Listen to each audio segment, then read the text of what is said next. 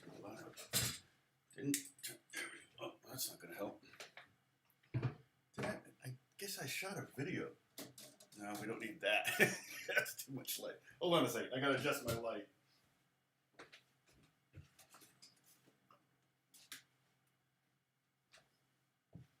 All right, I'm here. I'm wearing pants. Let's see now. Mr. Song. First clue should be I'm holding a telly. However, we can play a game. Name that tune in 8 notes. I can name that tune in 7 notes. I can. Hey, Sam, I did a whole bunch of Greek bouzouki for a song. It actually turned out really, really good for the thing I've been working on, and the reason I moved to Tuesday. I can't go into too many details, but I can tell you a little bit about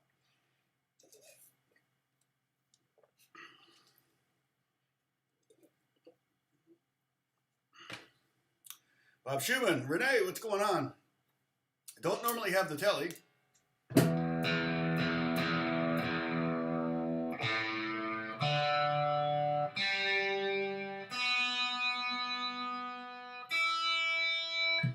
That should be your second clue.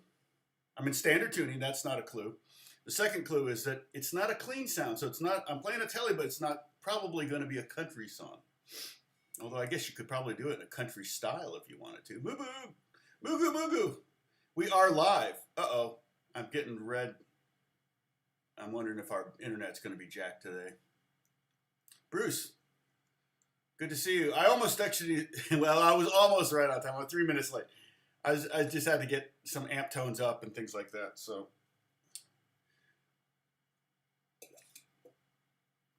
Uh-oh, we're buffering. That's not good.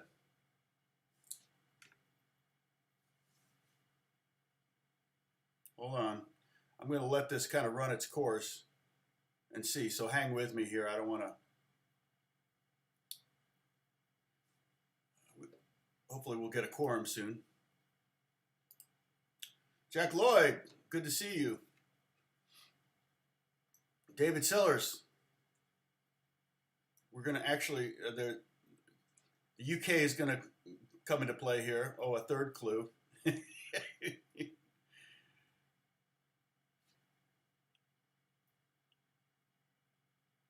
I'll give you a fourth clue.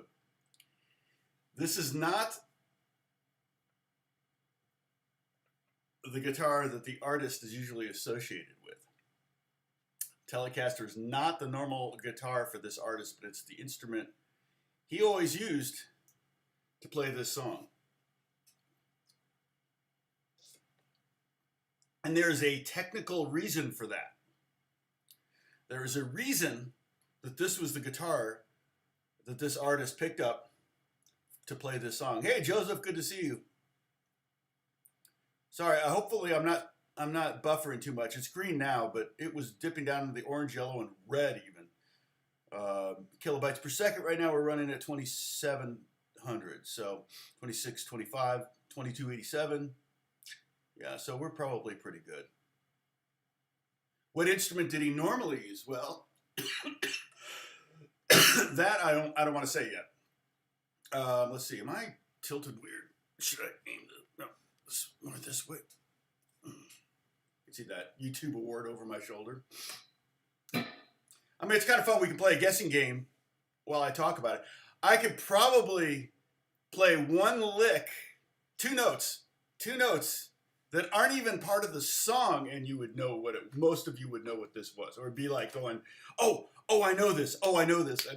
I'll do that, okay? So we'll see if we can get someone to guess it. So, and last week we did an acoustic song. This week, obviously, we're doing an electric song, so I guess that's technically another clue. Thank you. Oh, you know what? I should pin the Discord.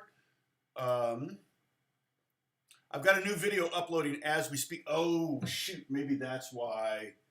Oh, you know what? Let me pause that. I think I can pause it. Let me pause it. Hold on. Wake up.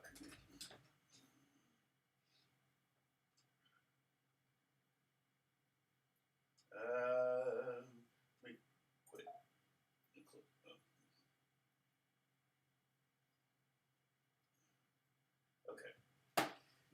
I'll just do it again later, or I think it'll remember where I was, and I want it because I'm using my better camera, so it's a bigger file, it's a better looking file. It's kind of nice actually because thank you Joseph, cheers. Yeah, and so I have to go to Target to get my coffee because my Starbucks they're just not open. They don't have their blank together, and I don't think they have enough employees to have the drive-through open and the rest of the building open. So I don't know. The problem is it's right next to the high school, and I've been there before school. I think Tuesday's the late day. I think so. I try to make sure I get my coffee early that day, or just go in really late. But I've been in there and there's been 100 kids in that place. Can you imagine working at a Starbucks, being a barista when there's 100 kids waiting for their drinks? It's crazy. So I think that's why they're closed, because they can't handle it. They just can't handle it. I don't blame them. But that means I have to. Oh, thank you, Bruce. Sorry. Let me grab that Discord. I'll do it. So the drag is I have to go to Target. So I have to get my car, which I never drive my car. I'll go a week without driving my car. So that means I have to get in my car every day, and I kind of have that mindset where it's like, my old car is only going to start so many times, and then it's going to die. So we're probably going to be a little light today because people are more expecting me on. See, now the streaming number looks good. So and let me pin this. All right. Let's see. Okay, is anybody taking a guess? Okay, you guessed. You want to know what instrument he really used. Okay, so it's not Mark Knopfler, but that's a good guess because Mark would normally play a Strat. Okay, so the instrument that this person would normally play would be a Les Paul. If you would normally play a Strat, I don't know that I would make this observation, but I would have pointed, yeah, maybe. Like if it's not Jimi Hendrix. So if it was Jimi Hendrix,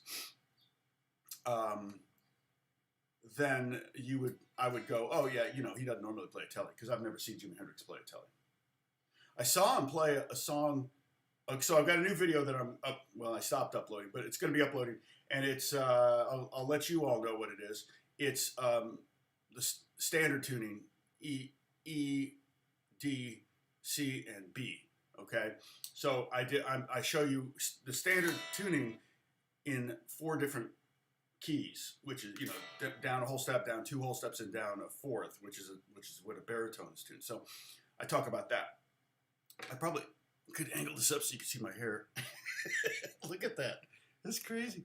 When I got a cut, I said, don't cut any off the top, just the sides. So that's what I got. Very good. Very good, David. Okay, David guessed the guitar player, so obviously Walk of Life. No, Holly's working today. Aw, I miss her already. Is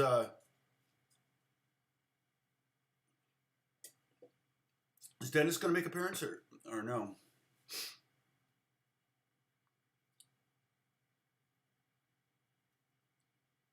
Did I? I've been electrocuted a couple times. 3 times I've been electrocuted. That might explain something. The first time was when I was 5. And I looked at tweezers, and I looked at an outlet, and I looked at tweezers, and I looked at an outlet, and I go, what? It's made for that, right? I can still literally feel right here the shock that I got. I can still feel it in my arm.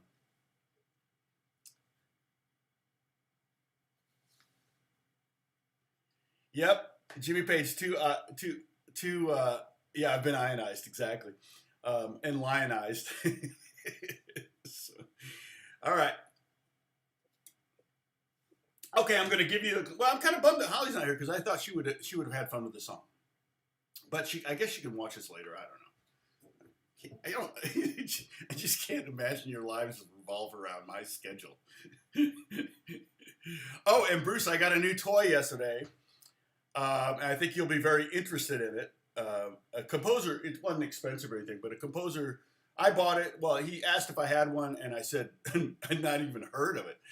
So I went to Etsy, which is a great source for weird instruments. I think I got my Baglama from Etsy, or maybe I got that from Reverb. Between Reverb and Etsy, I can almost, and if I have to, eBay's the last resort to find something. Not that I don't like eBay, but I don't know why. Etsy I always feel like is more like, you know, and this was made by someone after I ordered it. So, so it took a minute to get it, but the composer asked me if I had one, and I said no, and I said, "Is this, you know, this? Do you want an electric one or an acoustic one?" And so we got two mysteries today, and and he said acoustic's fine. So I said, "Well, how about this one?" He goes, "Yeah." I said, "Okay, I ordered it," and he sent me the amount of it. He sent me, it was like $200. He just immediately transferred $200 to my account. So that's pretty cool when a composer buys you an instrument to use on a TV show that he's going to pay you for anyway. But, okay.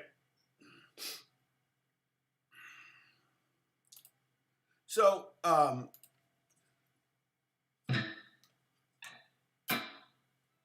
for those of you who think I'm like, because I have 100,000 subscribers or whatever, that I'm a YouTube millionaire or something, that's not my YouTube. I make a little bit of money from YouTube, but it's not a lot. And it's not why I have all these guitars. In fact, my next video, I actually play 4 different guitars, and they're all 4 nice guitars. And it's kind of like, wow. I was like, oh shoot, I got nice guitars. but they're all tools. I'm just like a mechanic at a shop, and my mechanic better have all the tools, and otherwise I'm going to a different mechanic. It's just that simple. So I don't have GAS, which is gear acquisition syndrome. Do you know that? Oh no, we're buffering. Dang it. GAS. I think I know how to spell acquisition. AC, acquisition.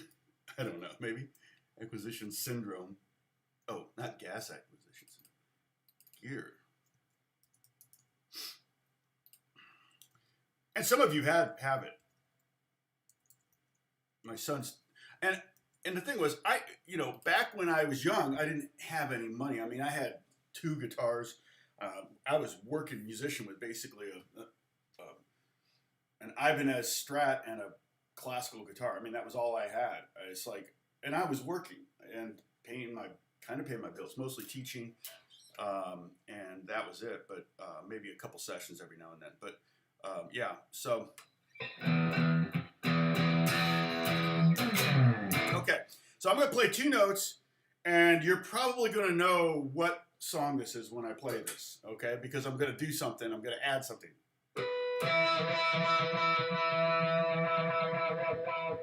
Okay, so that's what we're going to learn today. That's our mystery song for the day. Yeah, sorry, Bruce. I can see that it's buffering. It's at my end, not your end. So don't, if I see it go red down there, it's a little teeny square down there at the bottom. It's like about this big.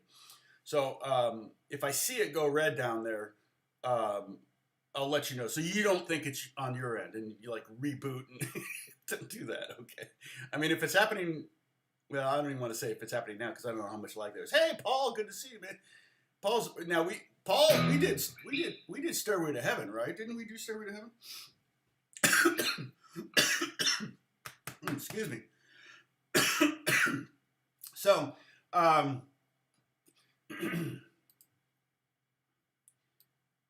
now,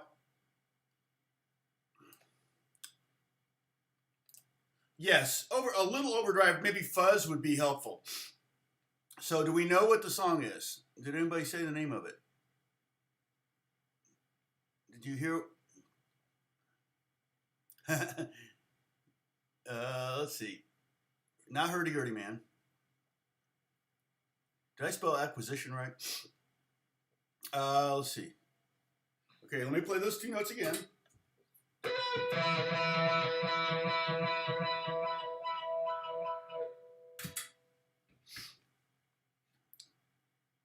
But now it's forbidden, Paul.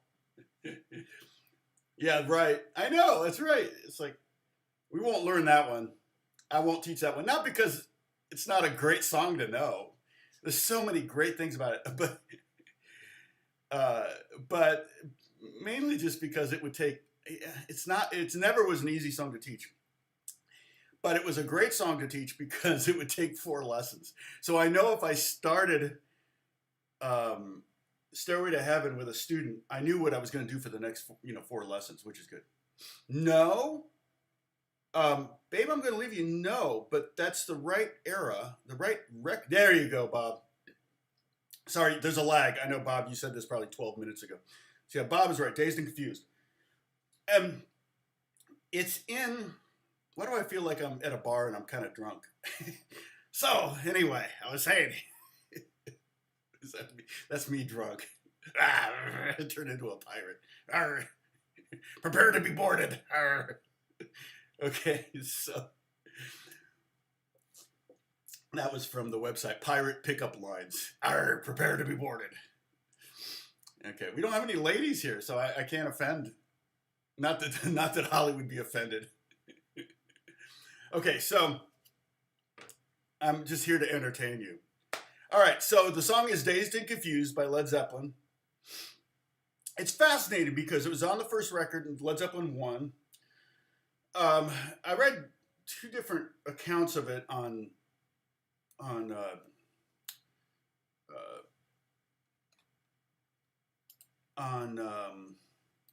Wikipedia. So basically what's interesting is actually the song was written by Jake Holmes. It was not written by Zeppelin. Oh, did they really? Oh, Sam, they said, I didn't see that. That's hilarious. When I did that first link. Okay. It's the stream, the chat's going faster than I can read it. Thank you, Bruce, for holding me accountable. And okay, I gave credit to the wrong person. Yeah. All right, so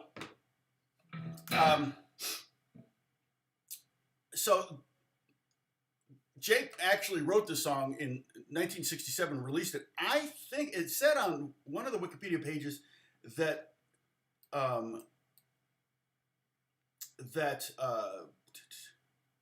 where is it? Here it is. It says, known for writing Dazed and Confused. He wrote jingles, okay?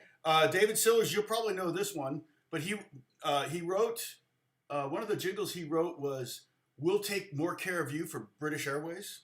I don't know, do you remember that one from the 70s, late 70s? He wrote, "I'm a pepper, you're a pepper."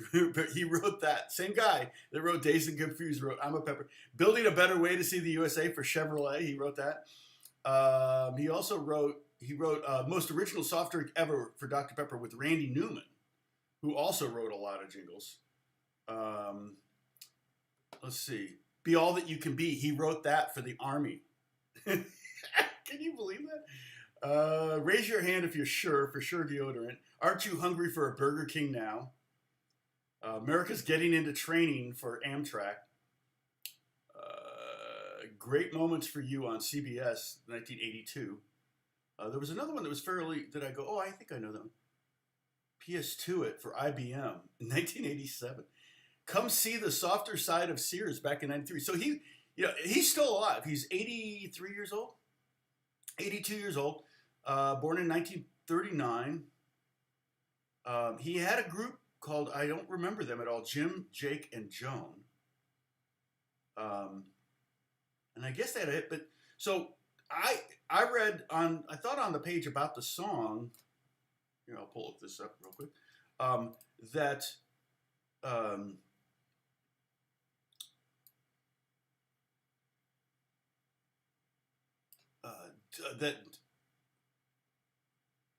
he recorded, but I think it was produced by, so it was produced by, I think it was produced by Jimmy Page. So Jimmy Page had an intimate familiarity with the song.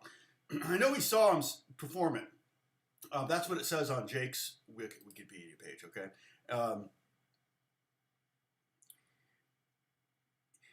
No, Dazed and Confused led to all the opportunity. He took a writing job with a company, HEA, I think it was. That's what it said here. And that's kind of how he got into writing. And I think the first one he did was, it said,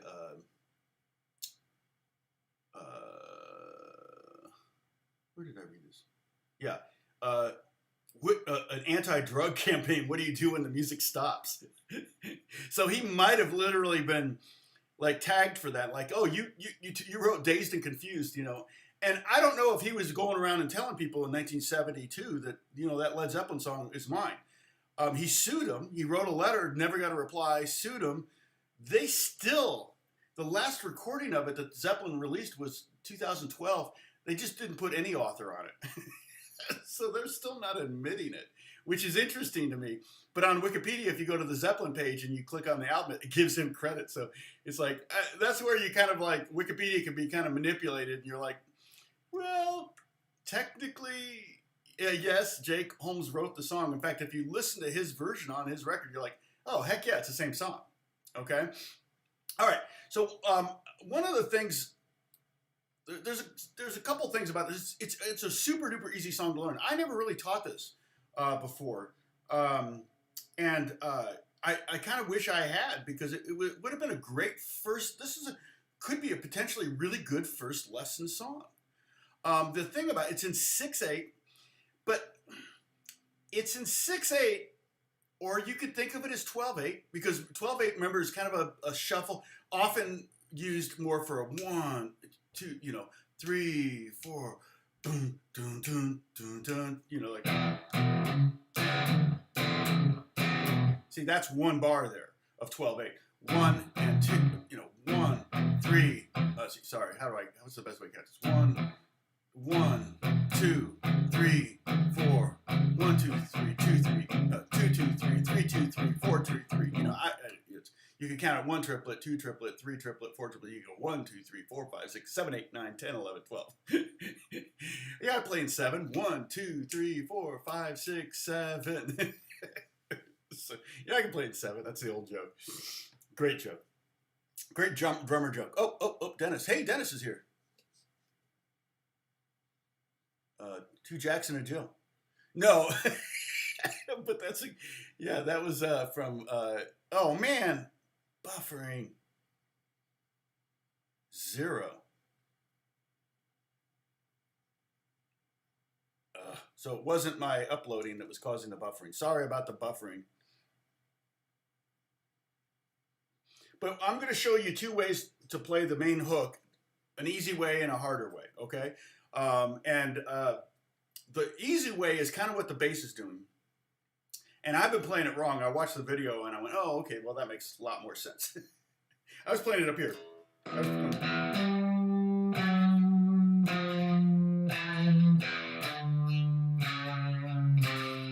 the actual bass.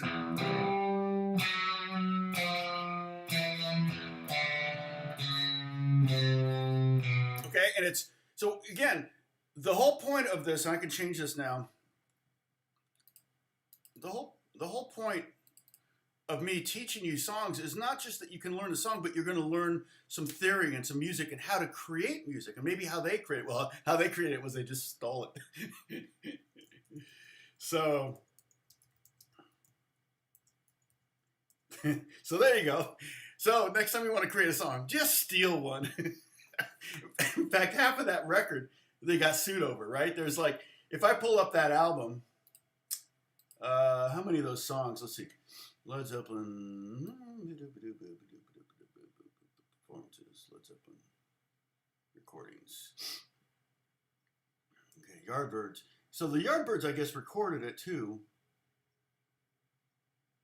Babe, so somebody said, "Babe, I'm going to leave you," but that's the A side. Dazed and Confused, I think, was the B side for that, which is hilarious. Oh, come on.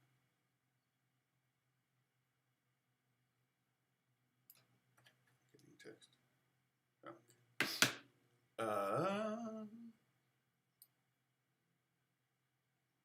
Well, just give me a link to Led Zeppelin then. There we go. All right. I didn't see it because it turned purple. All right. So, okay. So Led Zeppelin 1. Track listing. Okay. First song, Good Times, Bad Times, Jimmy Page. Babe, I'm Going to Leave You, Ann Bredon Page. I don't know who Ann Bredon is, but maybe she's a friend, or that was a pre-existing song. You Shook Me was written by Willie Dixon.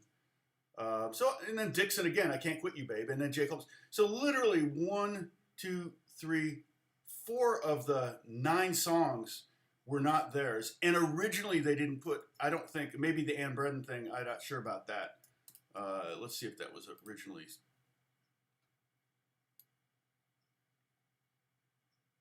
Oh no. Oh no. Okay. So again, it was she was a folk artist, I guess, with Joan Baez, later performed by Joan Baez. So some of you were probably singing some of that. Did you know my woman was a pepper too? Yeah, exactly. There's a video of him. I was just watching Jake Holmes. You can enter Dazed and Confused on YouTube. Dazed and Confused, Jake Holmes, and he's performing it in 2015, and sounds great on acoustic guitar. I mean, his voice sounds great. It just sounds like what Plant would do. So, I mean, he doesn't go up, I don't think. I didn't watch the whole thing. I just watched the beginning just to get a sense of it, and was like, all right, this guy's all right. And it was at the place was called The Bitter End. It's over his shoulder, a big logo says The Bitter End, and I went, oh yeah, I bet he's pretty bitter about this. Can you imagine the money?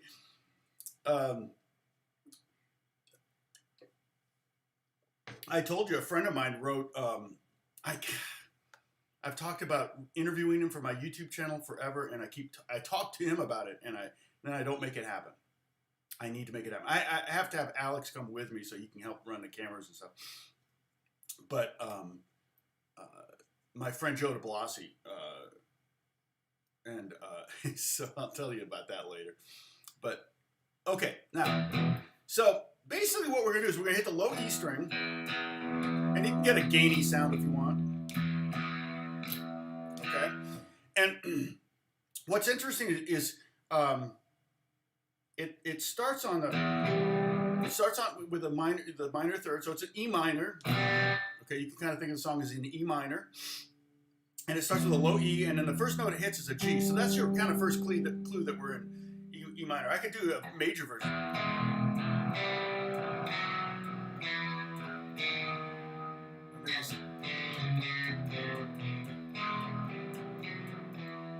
That's kind of cool, actually. I like that. Imagine if you re-released it as like Awake and Astute. I've been awake and astute for so long. Okay, so but basically you can play it when on bass. I think he's playing John Paul Jones is playing chromatically with 4 fingers. So it's a great little, almost like an exercise. So I'm at the 10th fret on the 5th string, and that's a G. And I'm going to F sharp, which is at the 9th fret, and I'm going to F natural, and technically that's a note that's out of the key. All right. Now I did a video, and then we end up on E.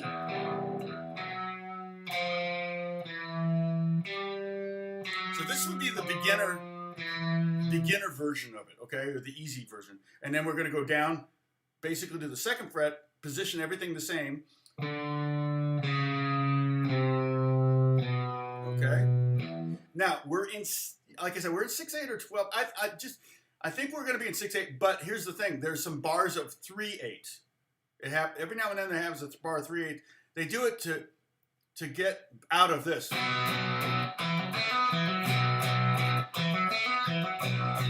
Out of that section, which we'll also learn.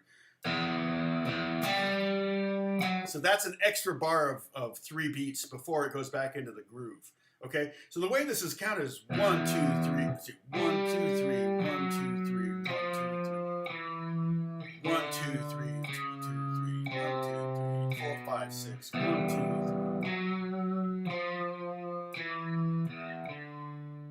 3. Yeah. Is there anything between the opening harmonics and I think the first thing he does is with the wah wah. Okay, that's the first thing he does, and I'm going to show you that in a second. That Jimmy doesn't even play until then. It's a bass.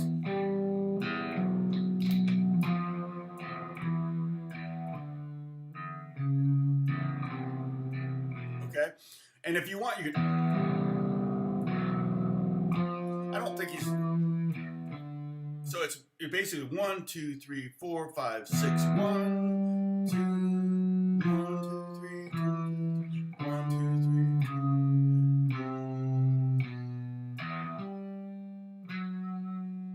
So it's the eighth note before the beginning of each phrase. He hits that low E. Okay. So slowly it would be 1, 2, 3, 4, 5, 6, 1, 2, 3, 4, 5, 6, 1, 2, 3, 4, 5, 6, 1, 2, 3, 4, 5, 6, 1, 2, 3, 4, 5, 6. Now, just a note on last week's, if last week's lesson had gotten flagged for copyright infringement, I wouldn't be doing this one. It did not. I'm pretty sure I have it monetized. If I don't have it monetized, they're not going to flag. The thing is I don't want, in fact, I should look it up right now. Let me pull this up because,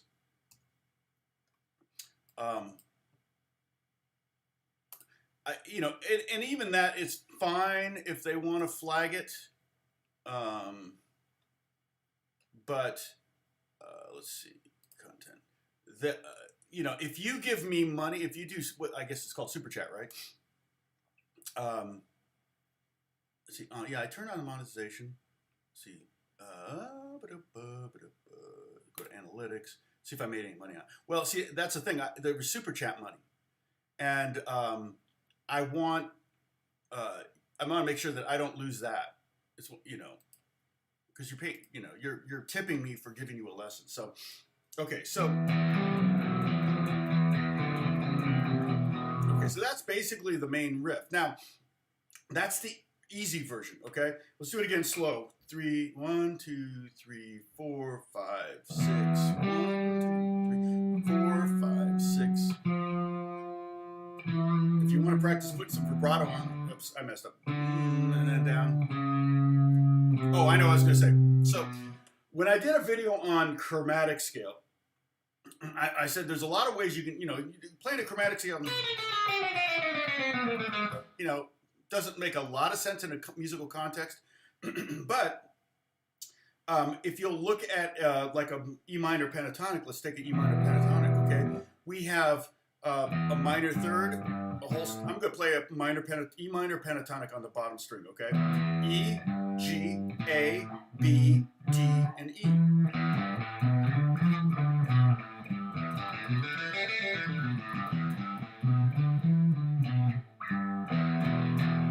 Okay.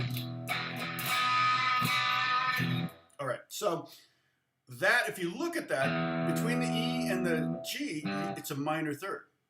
Okay. So if I were to play every note in there, I would have 4 notes, which is key because 4 is a good round number for a song that's in 4/4, or even a song that's in 6/8 or 12/8. You know, 4 is a good number. And then the other time there's a minor third is from the B to the D, from the 5th to the 7th. So we have the root to the 3rd and the 5th to the 7th, and that's exactly what he's doing. He's going 3rd down to the root, and then 7th down to the 5th. And I think part of the reason I might not get copyright strikes for doing these lessons is because I'm talking over the lesson, you know, when I'm playing something. So if you get annoyed with me talking over stuff, that's part of the reason why I'm doing this, because I'm thinking, well, maybe that'll help keep me from getting a copyright strike. Oh, is there anything between the opening harmonics? Yeah, I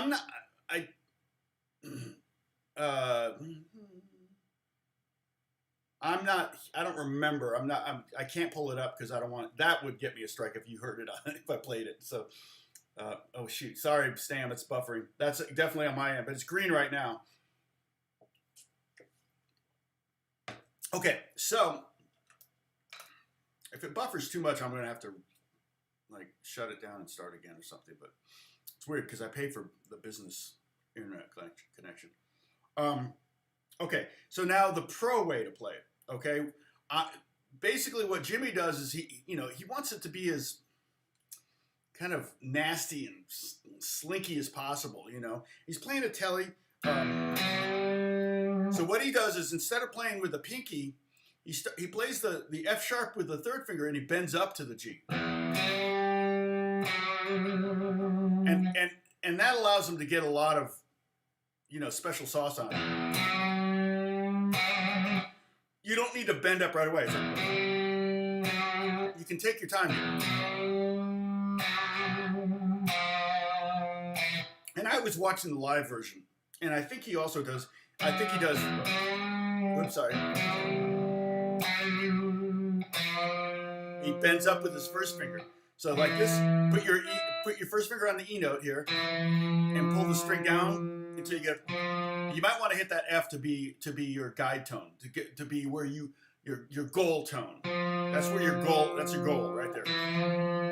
Just like that G, hit that G, and get a sense of how far you have to bend it. You don't want to go to G sharp. That's our happy version. Let's awaken a student. Okay. So we're doing Dazed and Confused.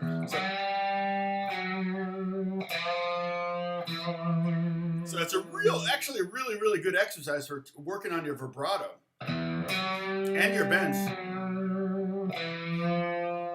And it's not easy to bend with the first finger. It's even harder down lower, but I think I saw him do that.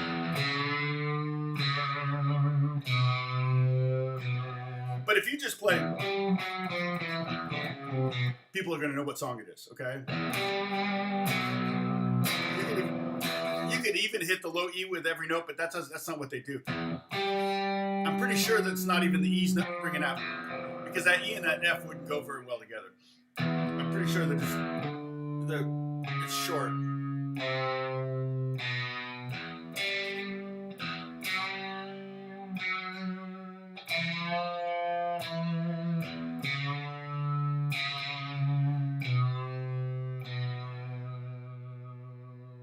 Okay. All right. So Willie was a bass player. Oh, yeah. Willie, you're talking about Willie Dixon. So now,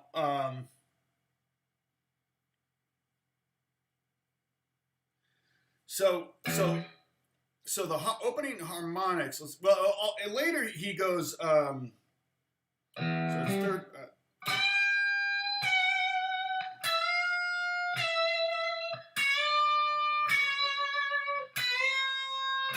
I didn't see him do that part because in the live version, I don't remember him doing that. But on the recording, he did it. And I think it's probably played on. You can play it on first string's a little bit live. When I'm playing live, bending up on that first string could be a little because you're more likely to break it. Also, you're more likely to pull it over the edge and make a weird noise. So I have a little bit more confidence even though it's higher up. I have a little bit more confidence in my hands more in the center of the fretboard.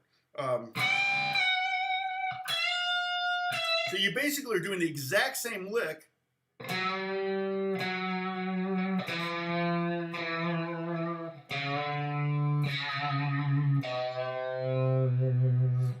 Up on the second string. So it's going to be the 12, 15, 17, 20th fret, bend up to the 20th fret from the 19th. And then you can just slide your hand down, do it there, and then do it down 3 frets and go to the 14th up to the 15th. Okay, so that would be something you could do if you were playing with somebody else and they were playing this part. You could go do that, but you wouldn't want to do it all the time. Okay, now the harmonic lick, natural harmonics occur all over the fretboard. They're more common than you think they are. Basically, the way harmonics work, and I should do a lesson on it. There's been a lot of lessons taught on it, but basically, it's fascinating. And Bruce, who's an engineer. And Bruce, I got an instrument that you're going to be interested in. Okay, you heard me talk about that. And I've got it right down here on the floor.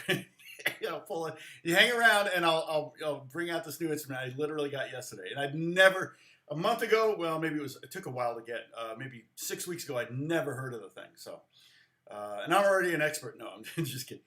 But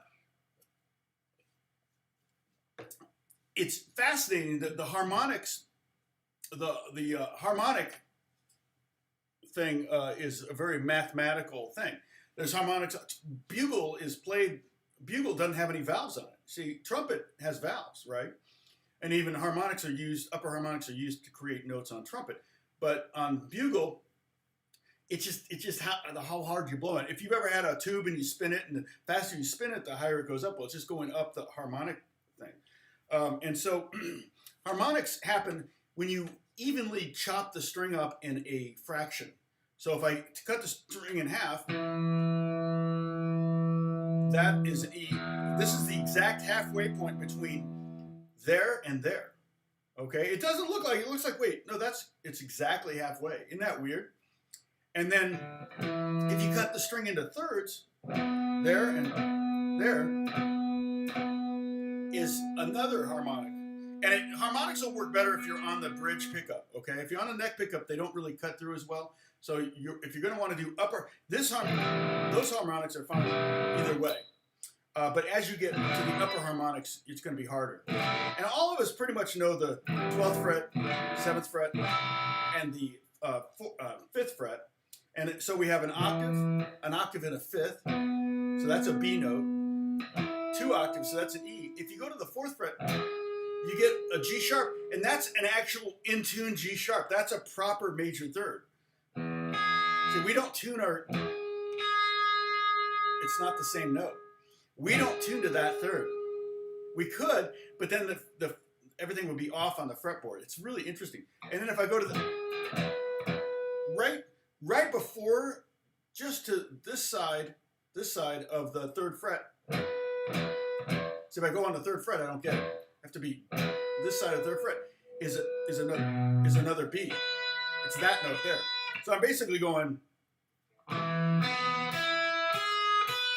So far is what we got. And if you think about a bugle, right?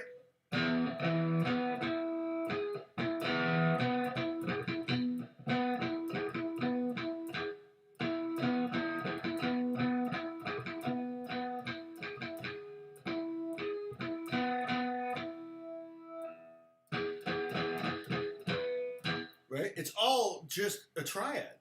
All the music, all the things played on a bugle are just triads. And I don't know what the root key is, maybe B flat. It'd probably B flat. And so,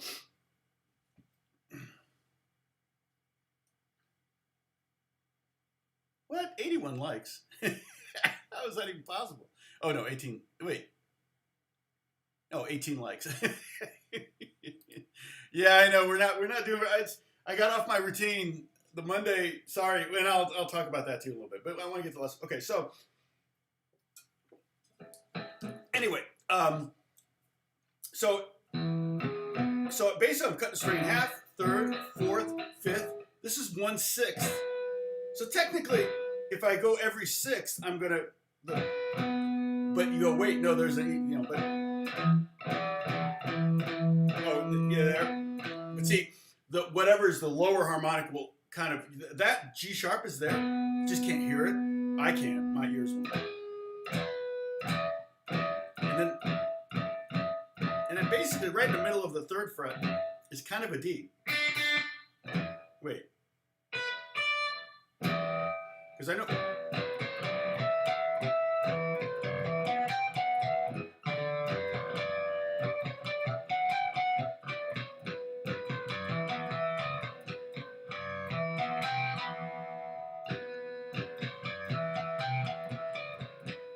There's so many cool things. It even comes out really nice on a bass. If you have a bass that's pretty bright bass, you go to the bridge pickup and put a compressor on it. Those really pop. A lot of players will do something like, right? They'll get this.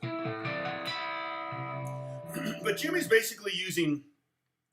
There's 3 different places he's playing harmonic. Well, 4 different places he's playing harmonics. He plays. Remember, we're in E minor, so all of these notes are basically good. But the top 3 notes on the 12th fret is an E minor triad. And the way I'm playing harmonics, if you don't know how to do that, is I'm not pushing down on the string. I'm actually putting my finger right on top of the fret wire, right above it, but just touching the string. And if you take your finger away sooner than later, it'll ring out. If you leave your finger up, it'll kill it. The trick is to take your finger off. Sorry, I think I almost like I just ate a big meal, but I haven't eaten yet today. That may be why I'm burping. The trick is to not take your finger off before you hit. Otherwise, you don't want that. You want. Over time, you get really good timing on this.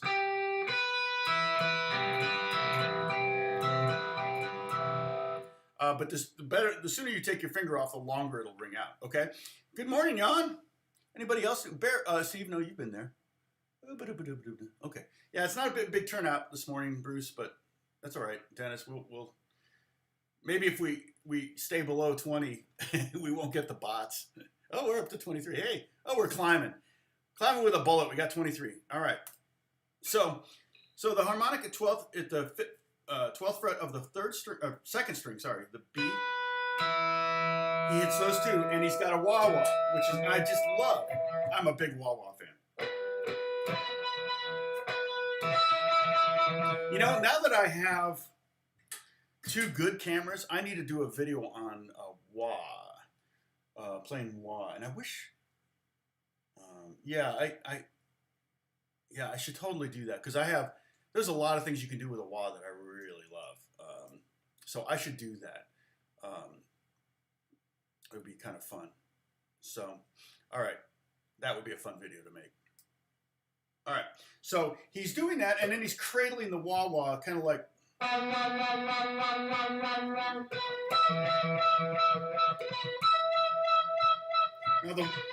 Now the wah I'm using, let me see if you can even get it anymore. This one is great because it has auto wah, which is the kind where you pluck it and it goes wah, wah, wah, like that. It also has step wah, which is like in time you can set the tempo and everything. Well, you can't set it to exact tempo. You just got a speed knob. Let's see if it's at. Well, let me check Amazon. But it's the it's called Wazoo, right?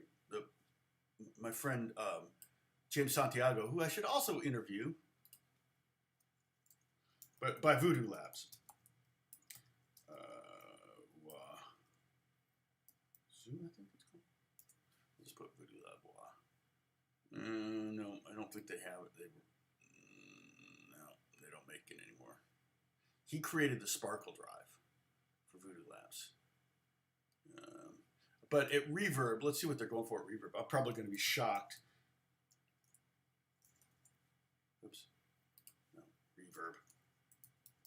Not Reverb. All right. Well, at least. Okay, so Voodoo. I think it's called what? Oh, I hate it when it does that. I click in the search window and then it loads the page more. And then everything I typed into the search window doesn't. So let's see if we can. Oh, there's 3 of them. Yeah. Well, this one's brand new. It's 280. So it is Wazoo, Voodoo Lab Wazoo. But you can get an was it Ernie Ball? That's kind of the Dunlop. The Dunlop wah is very classic. And I think they're about $100, maybe $129, something like that. This one just does a lot of things. So it's kind of fun to have.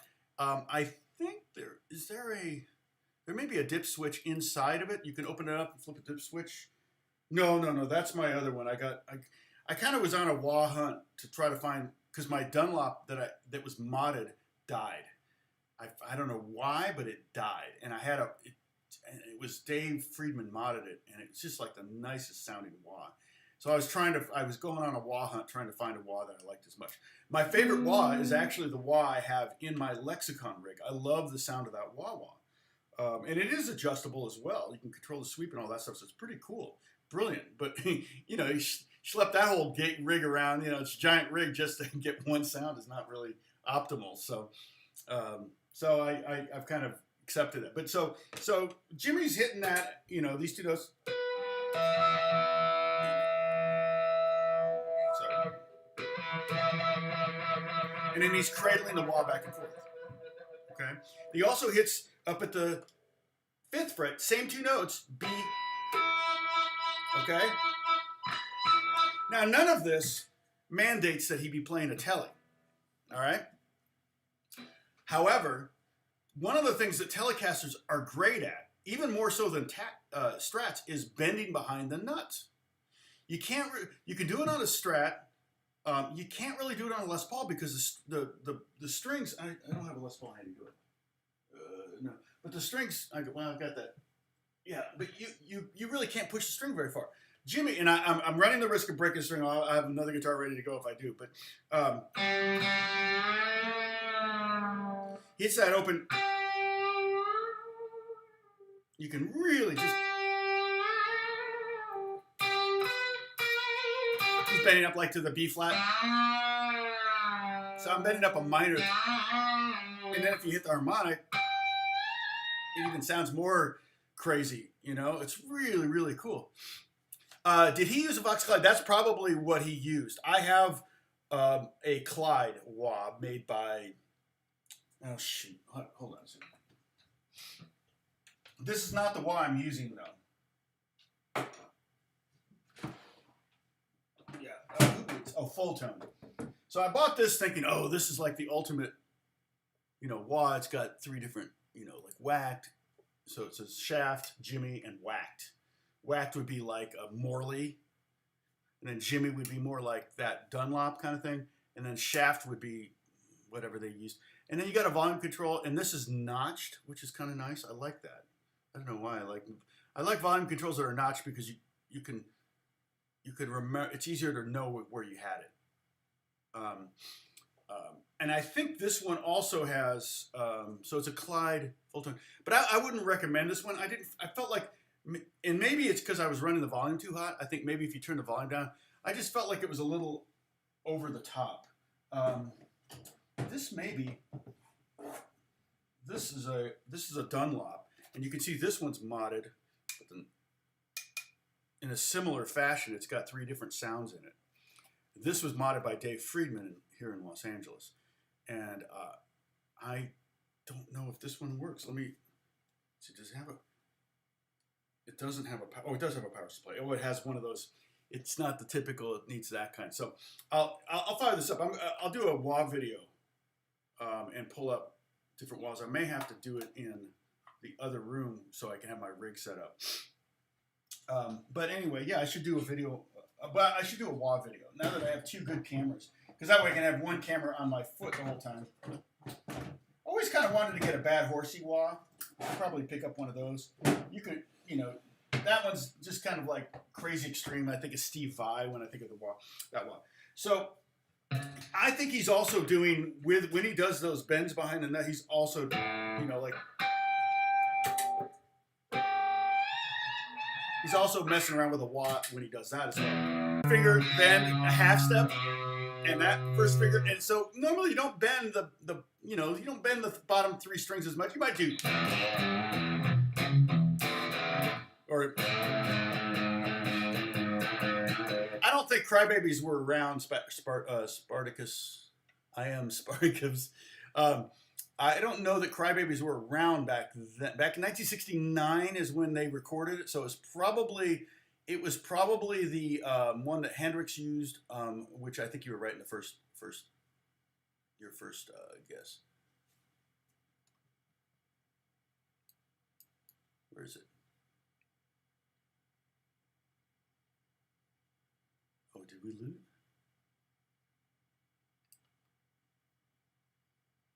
Yes, shaft is that's right, Steve. Shaft is a very narrow range. And I kind of like a narrower range. I don't want too extreme of a range. The wazoo is a little bit more extreme, which is fine because I do a lot of, like, I've got the wazoo plugged in on my floor here, mainly because I have a lot of, I'm playing on a lot of video games. So if I ever want, like, weird effecty things,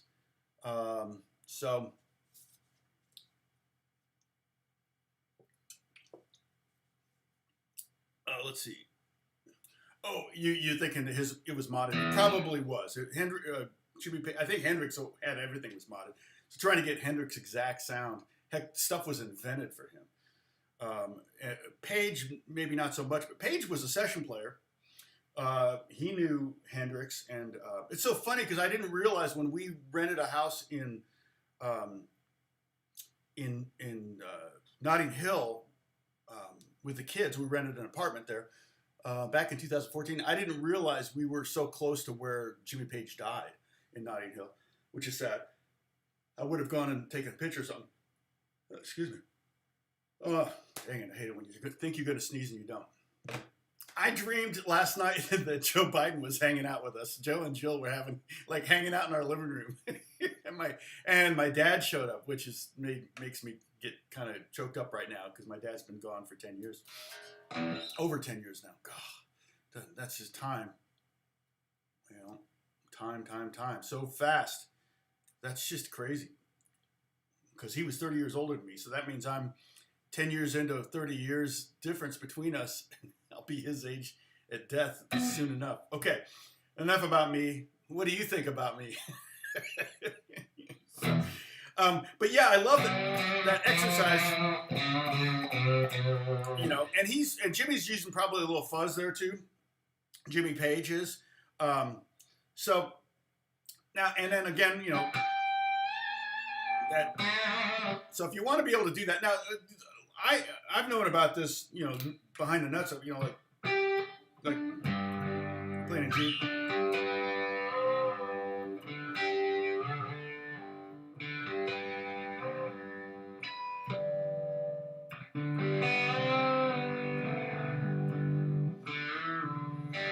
I mean, it kind of makes sense that tellies would become popular with country players because you can kind of get that.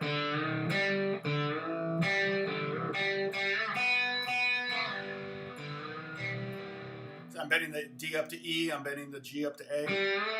Bending the B up to C. And of course now, I probably have to tune.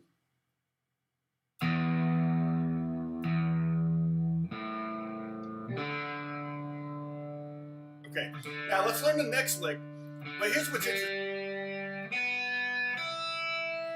What you want to practice oftentimes you want to practice. Sorry,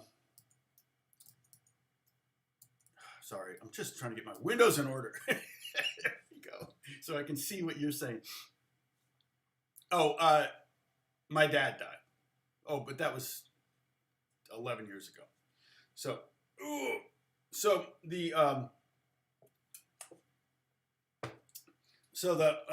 Jimmy Page is still with us. It was Jimi Hendrix. Did I say Jimmy Page? Jimi Hendrix died around the corner from where we rented an apartment in Notting Hill. So,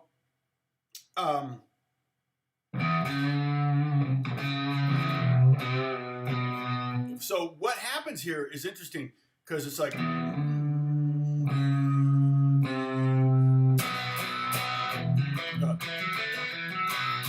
okay. So if we're thinking we're in 6/8, here's what's interesting. So here we're 1, 2, 3, 4, 5, 6. 1, 2, 3, 4, 5, 6. Maybe that's what they're thinking. Because let me just count it out. I'll do it slow. 1, 2, 3, 4, 5, 6. 1, 2, 3, 4, 5, 6. 1, 2, 3, 4, 5, 6. 4, 5, 6. 4, 5, 6. No. So I think what they're thinking is this is 1. This is the beginning of a new 6/4 bar or 6/8 bar. Okay. So we have 1, 2, 3, 4, 5, 6. 1, 2, 3. 1, 2, 3. Okay. They were always doing that kind of stuff. Think about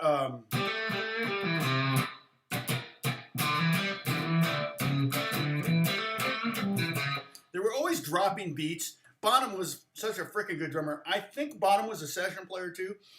Or he might be, let me look that up real quick. I think he was a session player. John Bonham. I love that on the Zeppelin tunes that they did write, they all got credit for it, which I just think is the right thing to do when you're in a band. Just be, you know, I won't say the name of the band.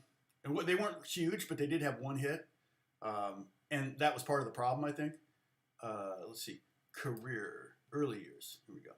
Bottom view, touch the plant, Band of Joy. Took up drumming full-time 2 years earlier. So it looks like he played in groups. I know that Page was a session player, and he played on those records that that he played on, which is cool. In fact, that's probably stated in his bio. And somebody's going to beat me to it, no doubt. But so again, we're getting into the depth of the song, a little history thing. But if we think of this as one, so I'm playing a B5 chord. Oh, buffering, dang it. Okay, so B5 is X244XX, or you could even more simply play X24XXX, okay? Could be either one of those. I didn't really look close enough to see if he played this or this, okay? But let's talk a little bit about power chords. Notice you gotta somehow mute or not hit the bottom string. You don't want that. You want very definitively a B chord, okay? And power chords, I had a student once that actually came to the lesson taped with these 2 fingers taped together because he kept doing this. He couldn't keep these 2 fingers together. And cracked me up. He had masking tape, and I go, "What are you doing?" He goes, "Well, check it out. I can play." Yeah, he can play Iron Man now. It's like, what the heck? So freaking kind of brilliant. But anyway, I wonder what happened to that kid. I got so many students I like. I don't think I have any of my old students as Facebook friends. I've tried to find them. I have one student that was like got really good, and he was also like an ace tennis player, straight A student, and he had a job at Burger King. It's like, how? I could, every week he'd show up and he would be, anything I showed him, he had mastered the next week. I'm like, how are you doing this? You're straight. He goes, I don't even take books home because I get it. It's just funny. He knew how to take a test. He said, they tell you what they're going to put on the test. I'm like, wow, we're talking like 79, 80 here. So here's this power chord. And yeah, the problem was he had a very common name. That made him really hard to find. Okay, so this is the B. Okay, so there's your root note. So if you can know that note's B. And the great thing about this chord is it's completely movable. So, we have power. Wherever you put it on the bottom, it's the same shape on the bottom 3 strings as it is on the next 3 strings. So on the root on the 5th string, if you know the notes on the 5th string, then these are all chords. If you were to move up to the 4th string, now you do want your pinky to go out a fret. See, that's a major 7 chord. It's a beautiful chord.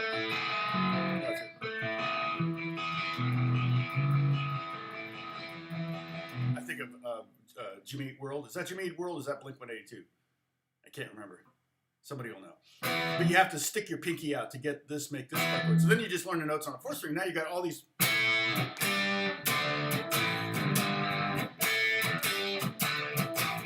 You got all these great power chords. But we only need 1 for this song. And we just have 1, 2, 3, and there's your beat. Okay? Now the lick after that is here. So it's, and I don't think that's in the Jake Holmes version. I don't think he does that specific lick. So that's a very Jimmy Page creation, no doubt. Or maybe it's John Paul Jones. But Jimmy is the one that kind of found the song. And it said on one of the Wikipedia pages that he produced that track, and that's how he heard about it.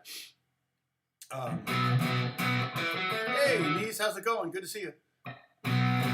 So we have 3 hits here, okay? And then we go on the 4th string, 2nd fret with the 1st finger, then 3rd finger on the 4th string, 4th fret, sorry, also 4th string, and then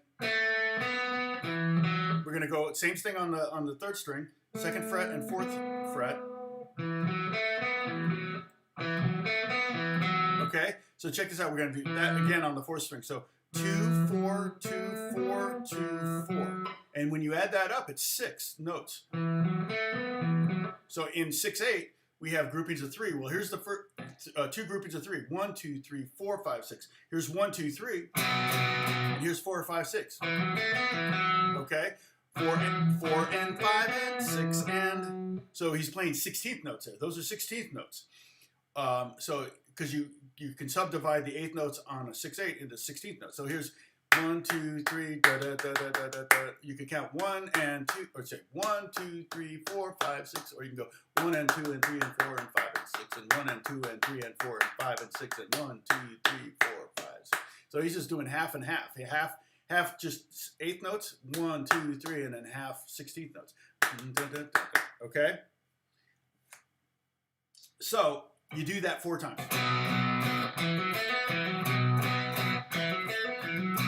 I think he's probably doing that. I don't know. It's kind of hard to get that pinky. I don't know why it's hard for me to get that pinky in spot.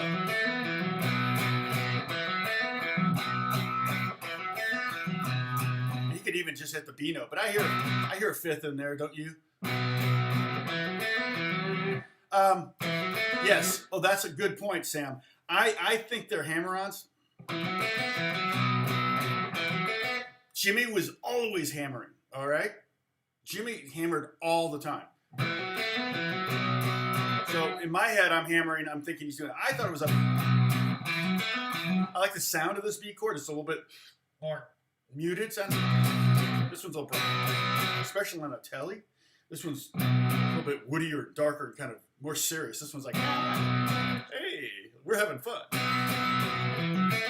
Okay.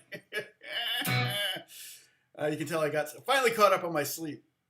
Okay, so I did 4 all-nighters. Well, 3.5 all-nighters. So I was getting like 4 hours of sleep a night for the last 4 nights. 3 nights. 4 nights. Hey, Kathy. We now officially have a quorum. Oh, nice. Yeah. Yeah, it's really the only song I remember seeing Jimi Hendrix play Jimmy Page play a telly on. So we're doing days.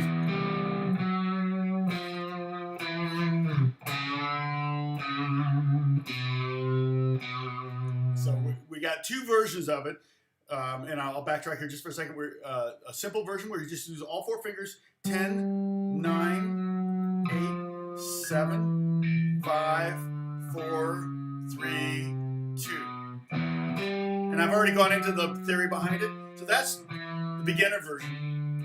I never really taught this song much, but I had students that would say, "Oh, I want to learn Dazed and Confused," but I never used it I never used it as a specific lesson for beginners. But it would be a great first lesson.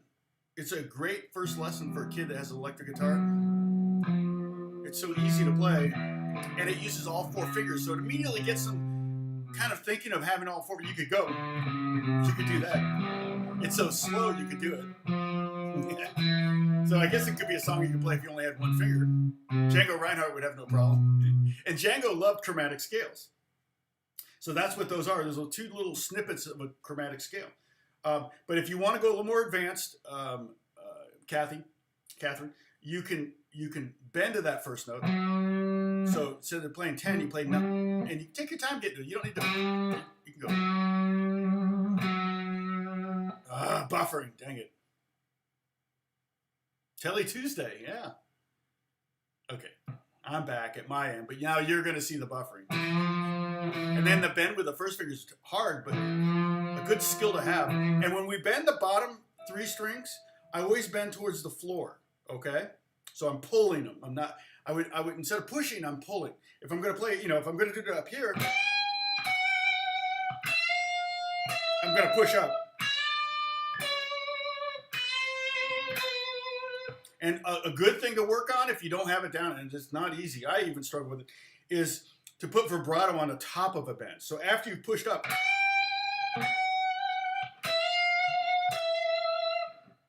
because the temptation, what always happens when you first start out and you're trying to put vibrato on the top of a bend, it goes down. You don't want it to go down. You want it to stay up there. It's really hard. It's even hard for me. So, and that's kind of what whammy bars are. You can go like that, and a lot of players will do that. But if you can kind of, I mean, he puts on I would call that a deep, fast vibrato. All right. And I don't know that we've talked about vibrato. We have talked about vibratos because I did a series a while back on embellishments. Remember that? That was last year sometime, maybe the beginning of last year. So there's multiple types of vibrato. I could go slow and deep, slow and shallow, fast and shallow, fast and deep. Okay, I mean, and all the variations in between those, and even beyond on either side of those. So, you know, like if you do a violin, because violinists will do a vibrato like this. Right? Doesn't work on guitar. What I'm doing is I'm rolling my finger back and forth. Well, if you imagine a fretless neck, yeah, if you're fretless, yeah, when you roll your finger, you're shortening and lengthening the string as you roll back and forth, and of course you're going to get a pitch bend. But on guitar, you're not doing that because the fret's holding the note where it is. So I'll see people do a vibrato like that, and it's like, it's not really getting you much vibrato. You actually, when you do a vibrato on guitar, you're only going above the pitch, right? But kind of, when you bend up to a note like that, and you put vibrato on, you can go above, here's the pitch, and you can go above a sine wave above and below the pitch. But if you're just doing vibrato while you're holding down a note, you're only putting pitch bend above the original pitch. So you're only going sharp. You're not going flat and sharp. Like a singer can go whatever they want to do. You'll notice opera singers always have a lot of vibrato. Always like, what are they hiding? Oh, man. What was it? Nigel Tufnell in Spinal Tap, guitar player. He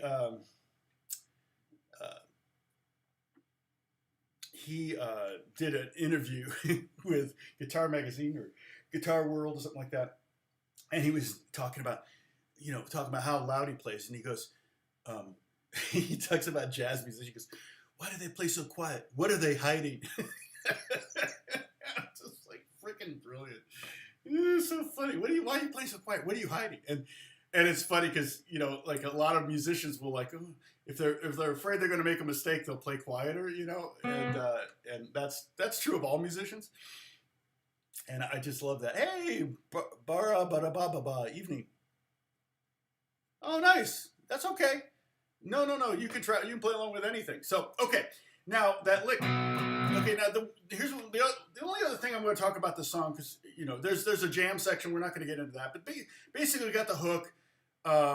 You got and then you got this breakdown, kind of the B section, but it's really just a jam.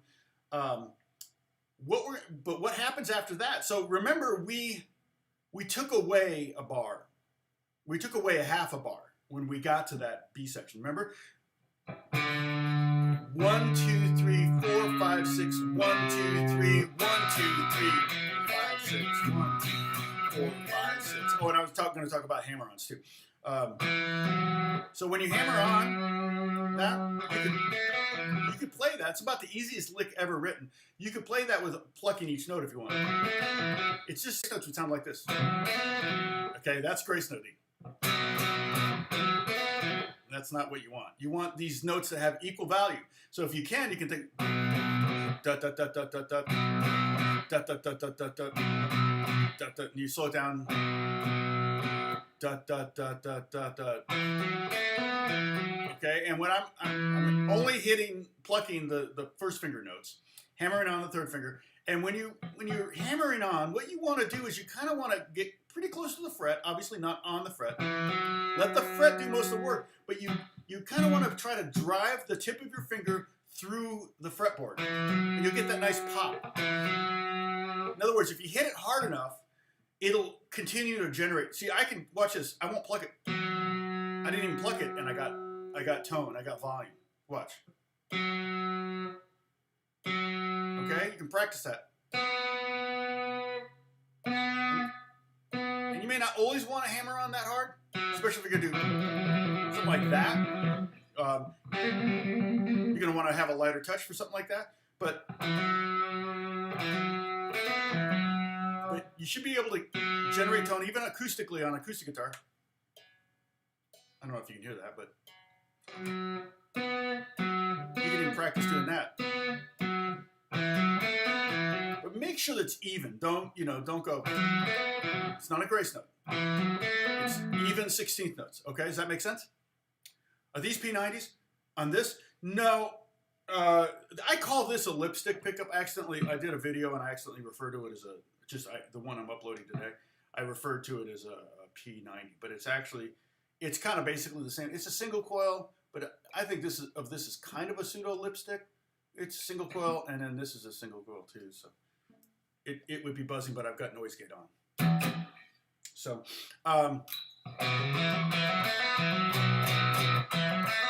okay, so there's that lick. Now, getting to that lick, here's the thing. The other thing I wanted to say, well, we'll go back. Sam, help me remember. Yeah, it's a single pickup. Help me remember to go back and talk about Jimi Hendrix and hammer-ons, okay? So one of the things you want to do when you're learning a song, where you tend to make mistakes when you're playing any song, whether it's a classical piece, whether it's a pop song, whether it's a rock tune, country, it doesn't matter. It's in that transition from the A section to the B section, or from the verse to the chorus, to the bridge, to the it's those transitions. So sometimes you just want to practice the transition. So the transition here is because we're dropping a beat. We're dropping a half of a bar. We're dropping 3 beats of eighth notes. So we have 6 beats in a bar, 6 eighth notes. We're getting rid of 3 of those. It was hard to do. 2 there and 1 here, okay? I could have done it this way. That would have been really weird. I'm like, what am I saying? Wait a minute. I don't know. I don't even know how to do that. Okay. So if we go 1, 2, 3, 4, 5, 6, 1, 2, 3, 1, 2, 3. Okay, do you see that? I went 1, 2, 3, 4, 5, 6, 1, 2, 3, 1, 2, 3, 4, 5, 6, 1, 2, 3, 4, 5, 6, 1, 2, 3. I think that's probably the best way to count it. You could make the argument that no, it doesn't drop a beat. He just does that hammer-on thing on 3. I mean, the power chord is on 4, 5, 6. 100% could totally be true because it does that 4 times.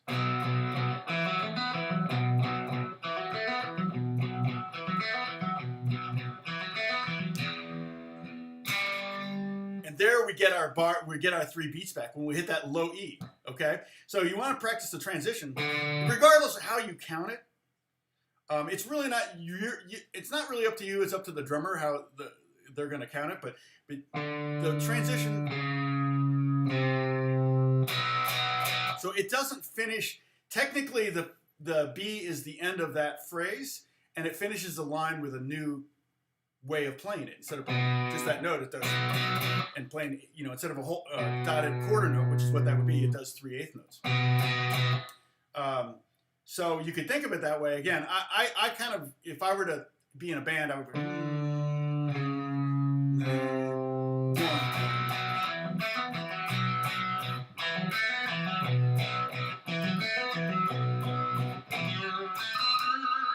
well, what were you guys talking about? Let's see. Interesting list. Most band members all time. Waterboys. Oh, funny. Santana. Yeah, I know a couple people have been in Santana. Dixie's Midnight Runners has 43. Holy cow. Canned Heat. Cradle of Filth. I don't know who that is. Whitesnake. 39. Wow. Yeah, then you're not really seeing the band. I have a friend that played drums for the Doobie Brothers for 7 years, until like last year or 2 years ago when everything got shut down. Now he's not playing with them anymore. In fact, he texted me the other day and said, "Hey, let's get together for coffee." I should totally text him back and say, "You want to get lunch?"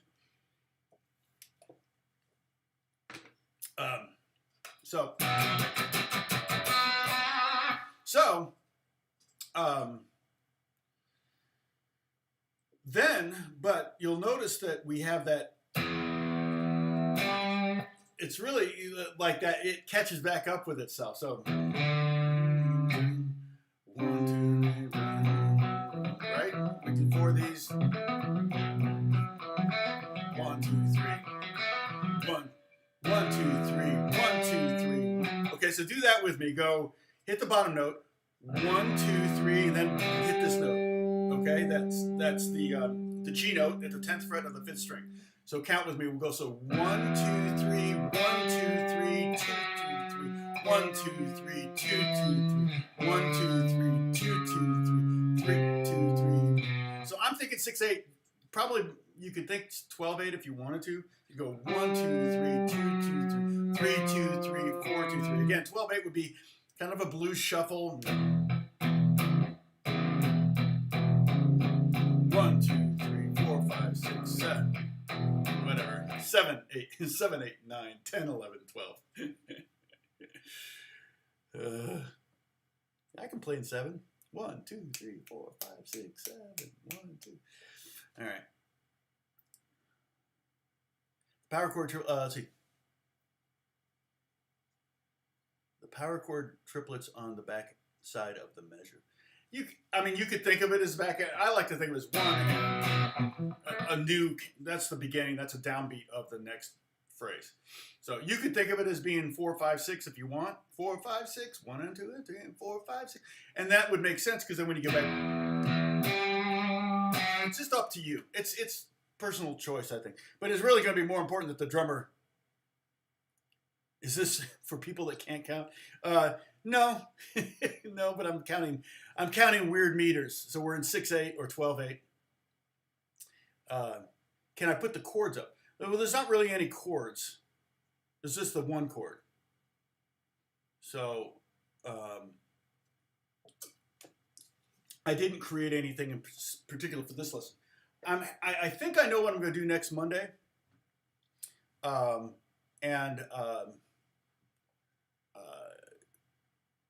Oh, I could put. I mean, if let's see. So.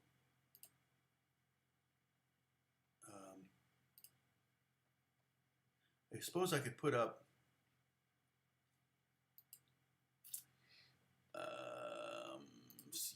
Something like 10, 9, 8, 7, then 5, 4, 3, 2, something like that. I don't know that really helps you at all, because that only is more confusing in my opinion. So I'm going to get rid of that.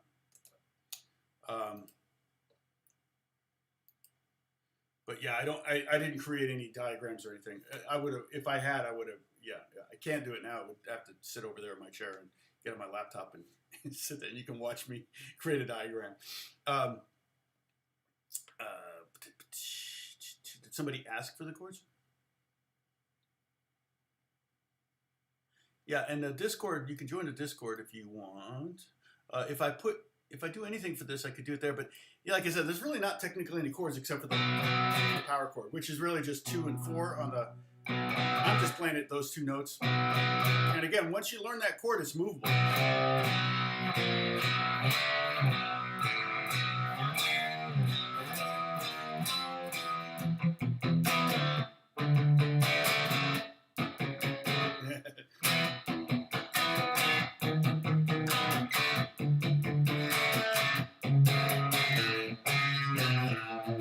Yeah, that would be a fun one to learn, huh?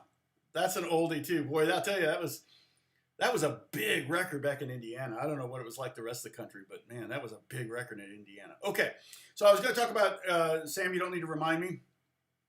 You're thinking.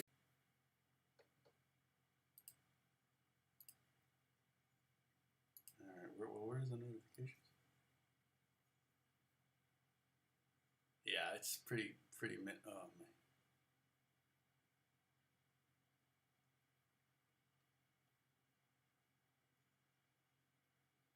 Yeah, I don't know if the audio is getting through, but I'm doing a speed test. My download is 53 megabytes. The upload is only 3. So here we go. Finally.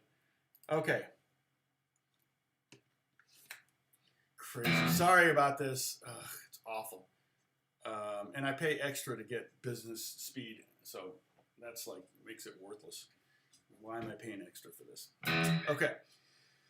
So I was going to talk about Jimi Hendrix and Hammer-On. So like Stairway to Heaven solo, right? You can pluck every note.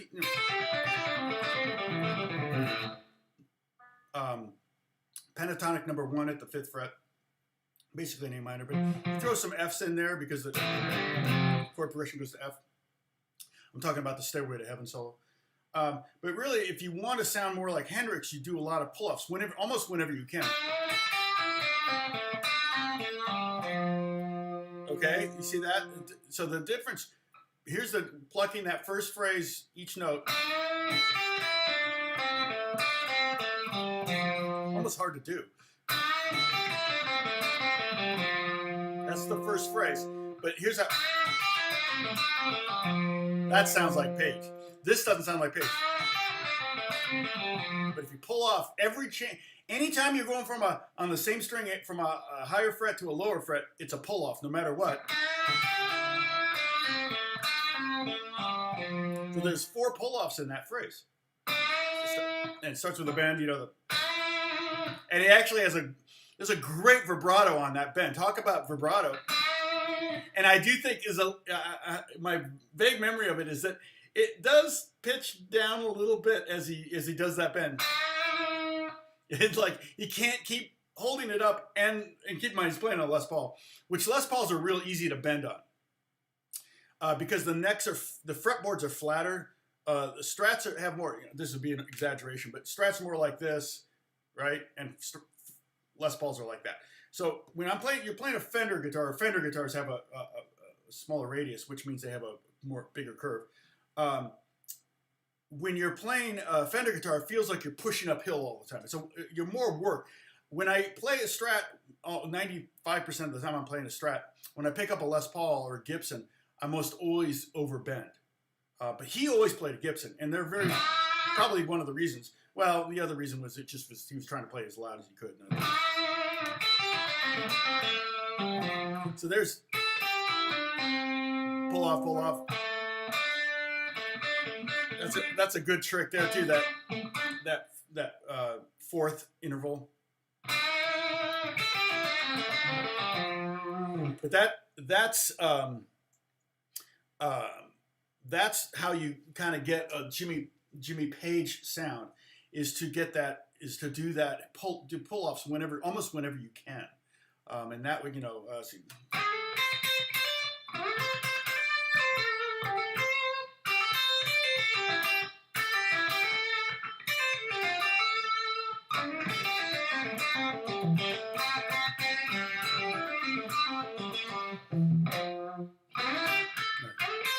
What was it?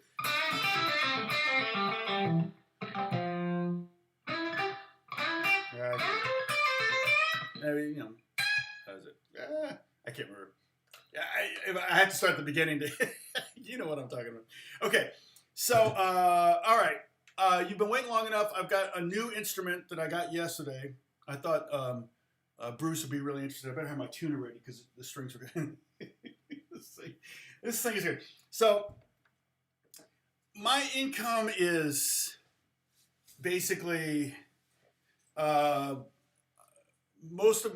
60% of my income is maybe 50% of my income is royalties. Okay, we call it mailbox money, money while you sleep, and it sounds like, oh man, you got it made. No, I worked my ass off for that. You know, I mean, gosh, I've written, I think, with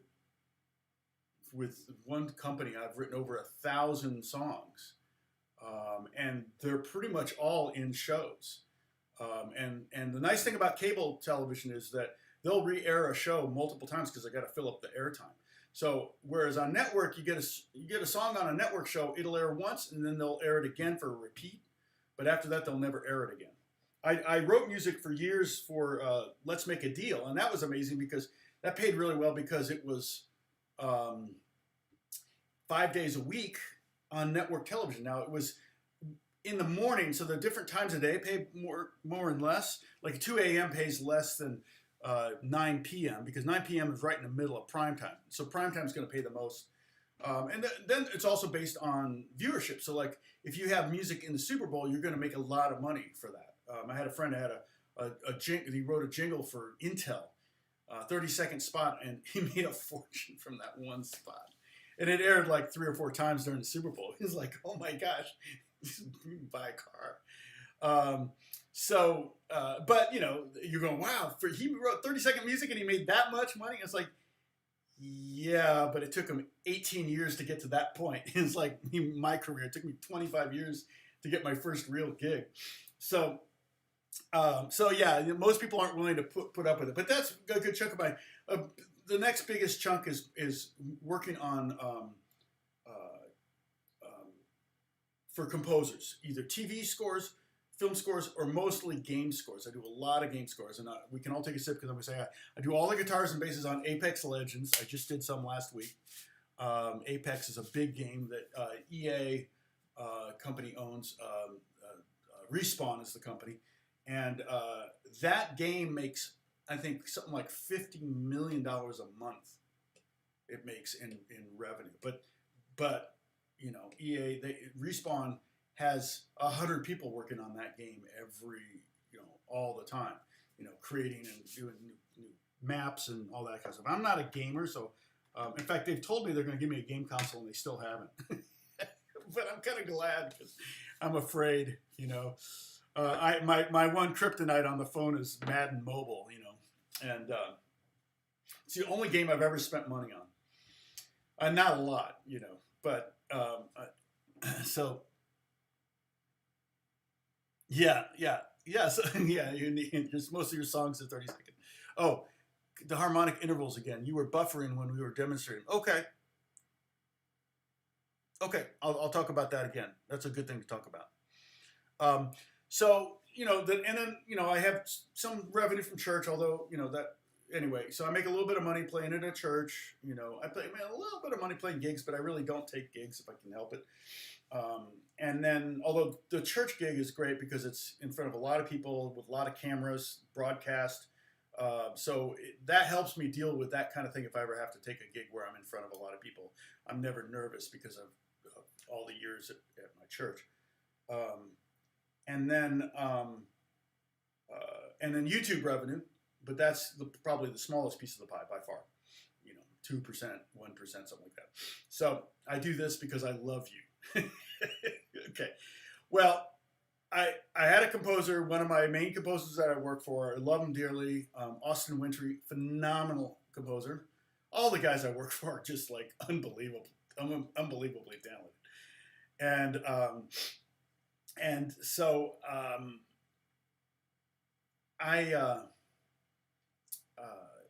he called me and asked me if I had a Finn from Thailand. He's doing a TV show that takes place in Thailand, and he wanted to know if I had one of those instruments. I said, I didn't even know what one was. So I got on Etsy, and I found one, and I went, wow, that thing's kind of crazy looking. but I found, and they had acoustic and electric, and then I did a little YouTube research and went, okay, I see what kind of the thing's about. So I sent him a couple pictures and said, do you need electric or acoustic? And I sent him links to the Etsy thing. And he goes, no, just acoustic. And I went, cool. Okay, ordered. And it was like $200. And he sent me $200. So it was pretty cool. So he bought me this instrument because he's like, you weren't going to buy it on your own. I said, no, probably not. I didn't even know it existed. But the reason I thought, Bruce, you might be interested in, it's basically a cigar box guitar with a crazy, look at this headstock. Look at that thing. Isn't that insane? Now, this actually screws off. So I only put it back. I took it off, or I never put it on. I put it on just for you guys, just so you could see it, okay? But it's 3 strings. And you could have, right now, this is tuned to E. Well, it's not tuned, but let me get. Still smells like the lacquer, because they literally built this to order. But I guarantee you've never seen it. It's spelled Finn. That's how it's spelled. It was literally from Bangkok. Yeah, it totally looks like a hockey stick. I think it's hilarious. And I was like thinking, is there? See, that doesn't make any sense because it's like, I was thinking, oh, this battery's dead. Okay. I was thinking, is that to balance it because the body is heavy? That body's hollow. No, body's not heavy. So And I'm going to replace the strings. These are the strings that came with, and they're rusty, which I wouldn't expect anything less from Thailand, because my cousin lives in Bangkok. He and his wife and his daughter live in Bangkok, and I'm going to go over harmonics again, okay? Samsung. I could do it on this, but I'm probably not. Now, the weird thing about this is it's the frets.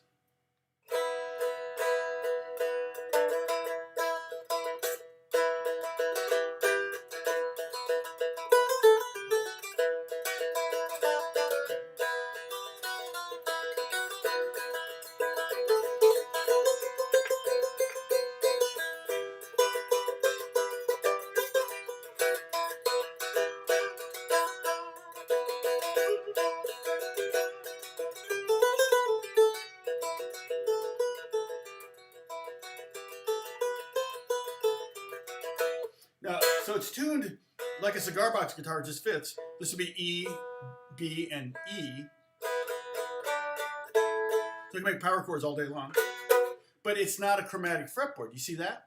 I got 3 chromatic frets, and I have a whole step, half step, whole step, half step, whole step, whole step. So it's basically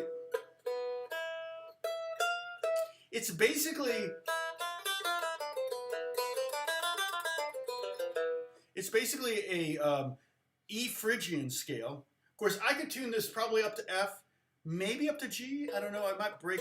This string is kind of tight. Yeah, those might break. So I might not be able to go up to G. I could put lighter strings on it.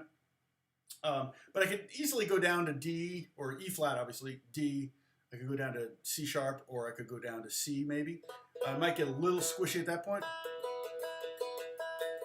I don't know what this fret space, it's almost similar to an Appalachian dulcimer, but an Appalachian dulcimer would be major scale.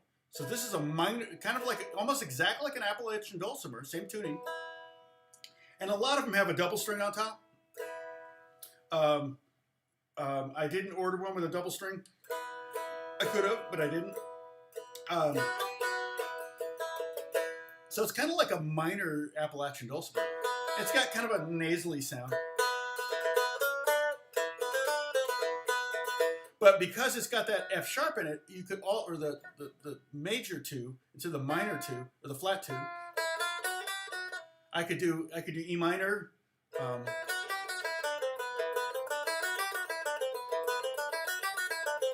could do E Phrygian.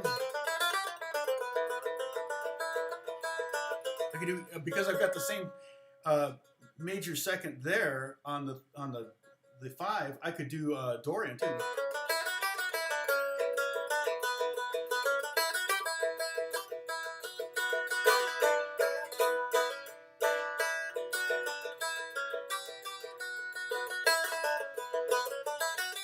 You know, the first fret is a half step, half step, half step, whole step, whole step, half step, whole step, whole step. So here's the octave. But then there's not a half step here. There's no F sharp here, which is interesting. So I can only really do the. I can't do chromatics anywhere but there. Not that I would want to necessarily do chromatics, but I can't play any scale on this thing. So now this headstock, I don't know why. It's just embellishment. I don't think it serves a purpose. Maybe it keeps away evil spirits or something. I don't know. It's like a dragon, right? Is that a dragon? It just screws in. So I could take this off so that I don't have to deal with the weight. Now, it might affect the tone slightly to not have it on there, but I don't think I'm going to notice that. But now it feels much better now. It's not like falling. So.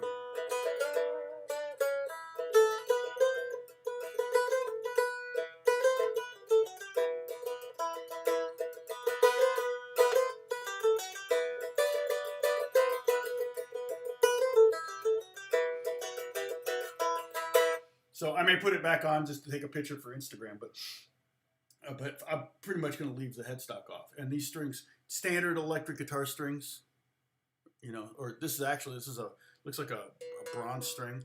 So I could put acoustic strings on this. Might be a standard E. I don't know. I have a gauge meter, so I could maybe measure this, but it feels like an 8 or a 9 or a 10. So it's called a fin. 3, 4, 5. Yeah, three to 4. The minor 3 to 4, 5.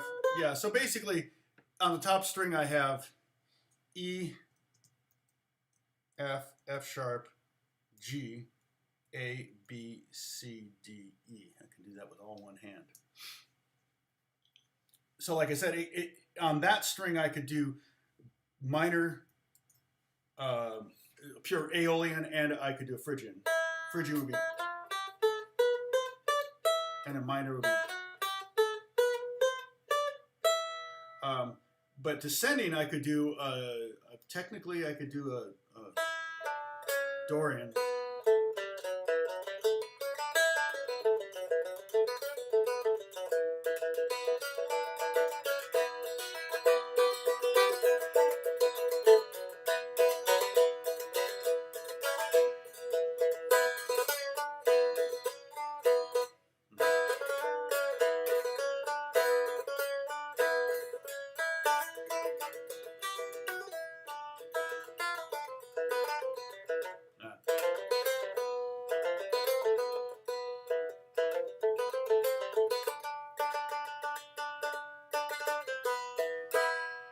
Hey, Chris, what's going on? Good to see you.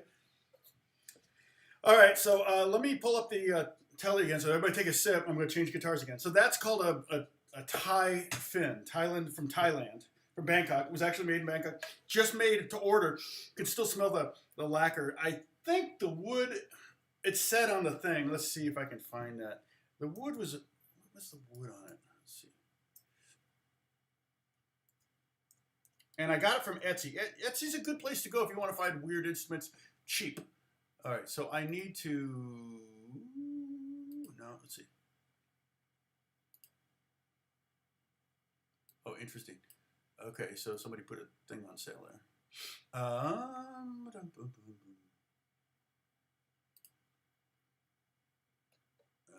right now. We'll do that later. Hold on a second. My account. Let's see. Purchases. Okay. I just want to look up what. I think it's pretty darn cool. Thai Sarn. I think his Sarn may be the acoustic fin, 3 strings, Thai Lao guitar musical instrument, traditional Thai.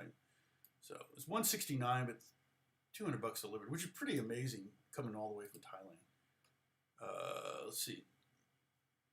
A type of northeastern lute with a pear-shaped body having frets on the neck all over the 3 metal strings.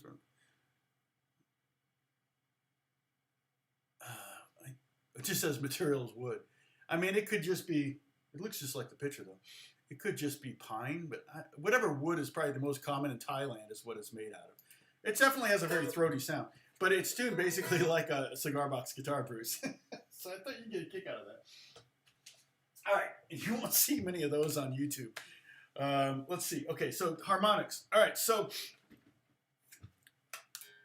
what's interesting about, so I was talking about harmonic series, overtone series, and it's all about 1/2, 1/3, 1/4, 1/5, 1/6, 1/7, and so on. Okay, when you divide the string into each of those intervals, those fractions, you're going to get a different harmonic. And as you go up the numbers, the harmonic's going to change.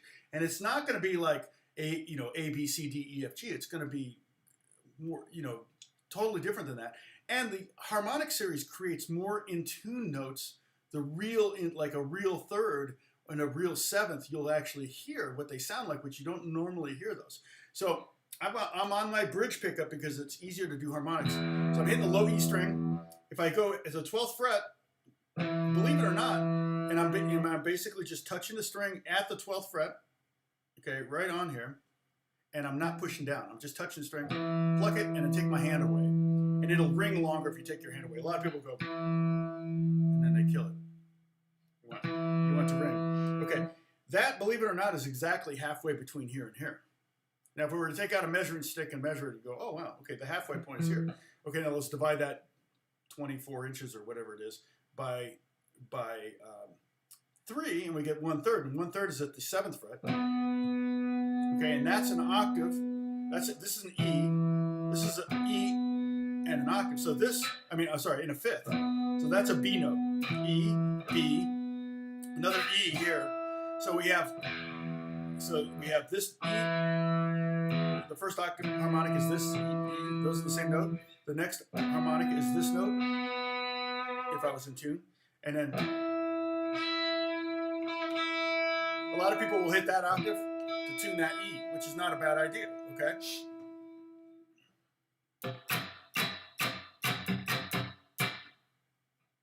Oh, BC. Yeah, I love British Columbia. I've been to Toronto. Oh, no, Ontario. Yeah. British Columbia is gorgeous. Vancouver's insanely expensive right now, though. Man, it's just the prices have gone up. A lot of Chinese people immigrating and buying properties in Vancouver, British Columbia. So it's the prices. My friend that lives there, I don't know. I think he still has to rent. So, okay. Now, if we cut the string, that's a half, a third, a fourth. If we cut a string in a fifth, we get to basically the fourth fret here. And that's a G sharp. But it's slightly out of tune from that. But that's actually a pure third. That's a proper third. But if you tune the guitar with proper thirds, if you made this, and if you tune all the G sharps to that note, your fretboard wouldn't quite be in tune. It's designed to be slightly out of tune. It drives some guys crazy though. But that's this note here. Okay? So far we've had this. We got to try it. Okay? And that's the overtone series. And remember, I showed you a bugle player.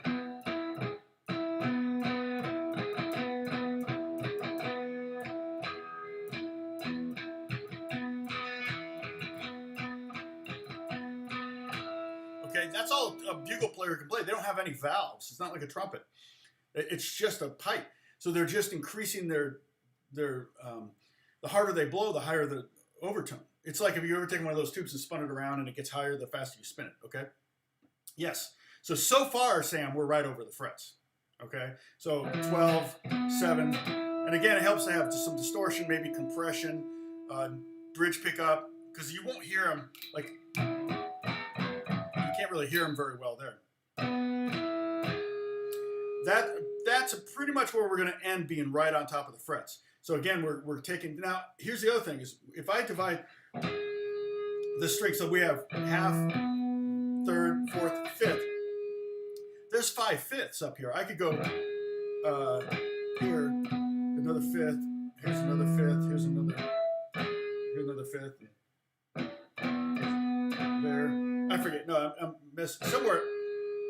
But if I take that, it would put me here. Yeah, there it is. Okay, there's another G sharp. And so if I take that distance, yeah, I get to this one, and then it's here. But sometimes if there's technically, there's an E in that overtone, even though it's a B note, there's an E in there, but you just can't hear it very well. If you'll notice it, hear it more on piano, because piano strings are so long that they can really carry a lot of overtones. And that's where, that's where you can tell kind of the difference between a sample piano and a real piano. Because it's almost impossible to sample what overtones are going to occur when you hit this chord on the piano. Particularly if you do a short note like that. Bum, what notes are going to ring out. So there's a half, third, fourth, fifth. A sixth is actually in front of this fret. So slightly in front of towards your right hand of the third fret. That would be another fifth. That's this B note here. So we have E, B, E, G sharp, B, and then about as far as I go is, yeah, there it is. Right in the middle of the third fret is kind of a D note.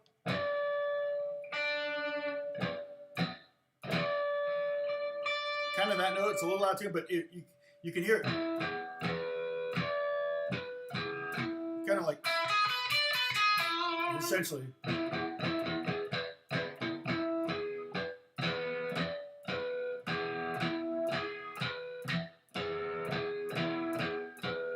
I should do a video. What was the one I said I would do? Oh, wow. Okay, hold on a second. Let me add these to my list, because I'm always like, what? I need to do a video. What do I need to do a video on? No, YouTube idea. Nope, wrong one. Okay, wah tricks and harmonic tricks.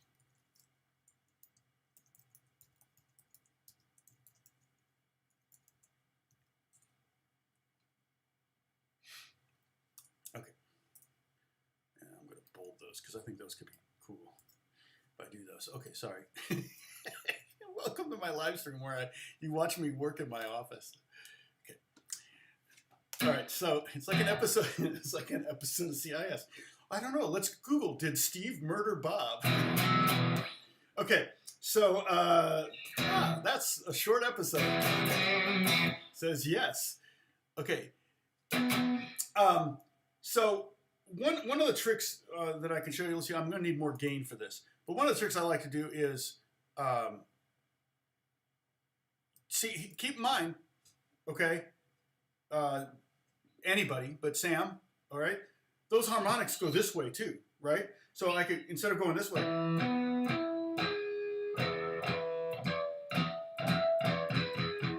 right, I could go.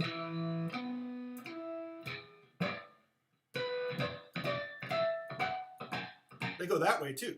So you can go either way. Either doesn't matter which way. Either way you go from the 12th fret, you're still going to get harmonics. And this is true for every string. So you might have. So it's like, oh, I can't play a C sharp harmonic. Yeah, you can. It's right here. So F sharp harmonic. No, well, there's one there and there. If C is a hard one. I don't think C exists here.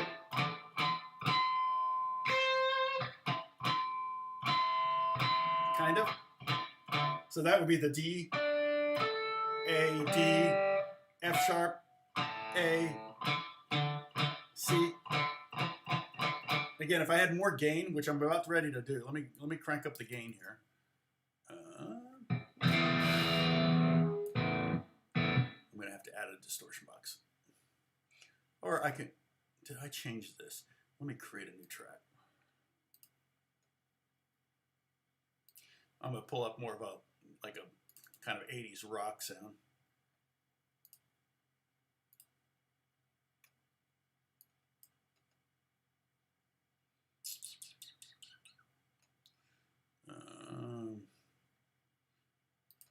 So how do I, oh, I go up here.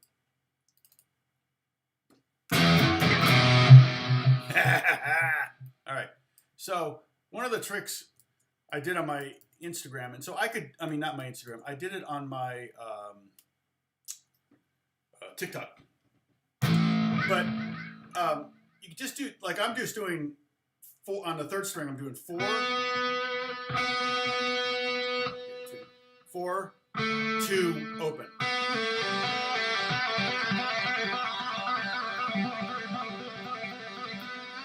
Okay? And hear how much gain I have, delays and everything. And I'm on the bridge pickup.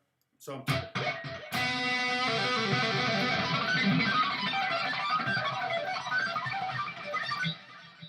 all I'm doing is I'm just moving my my right hand, just like laying it on the strings and moving it back and forth.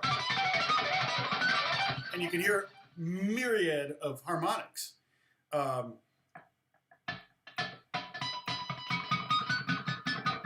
It's just random. I can do it.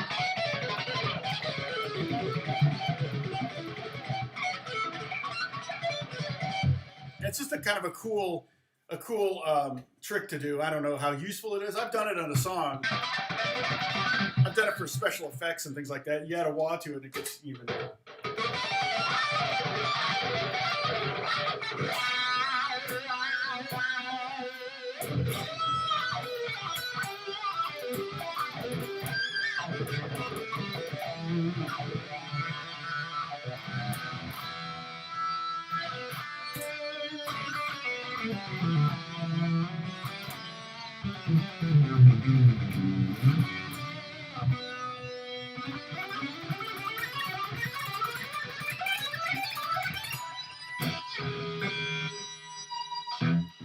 I don't have a whammy bar on this guitar.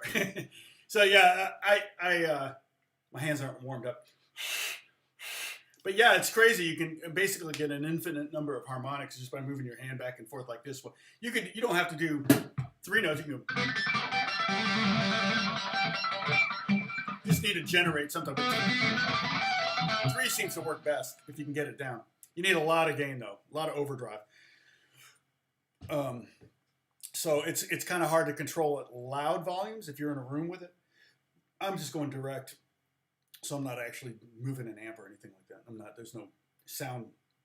There are no tubes right now. Oh, take care of knees. Oh, knees is long gone. Okay. I have a thought for next week's lesson, but I'm not sure. I don't know how everybody's bar chords are, but it's a more of a song and less of a riff song.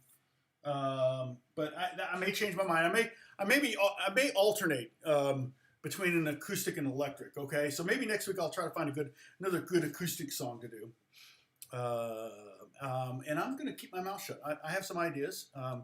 In fact, did I put them in here? Live stream ideas. I think I added. Yeah, I have that one there. I got another one. Let's see. So.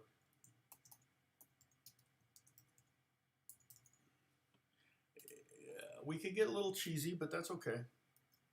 I mean, I feel like, Tom Petty's cool, Zeppelin's cool. It's okay to do a cheesy song every now and then.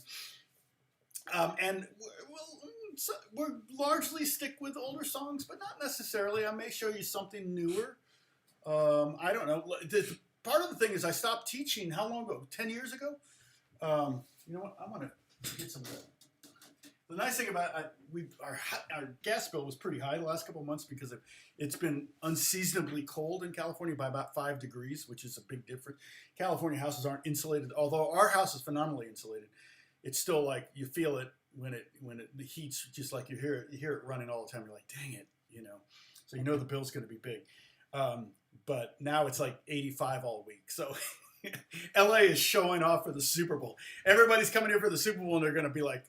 It's funny because every year at the NAMM show, it's always beautiful in January, and and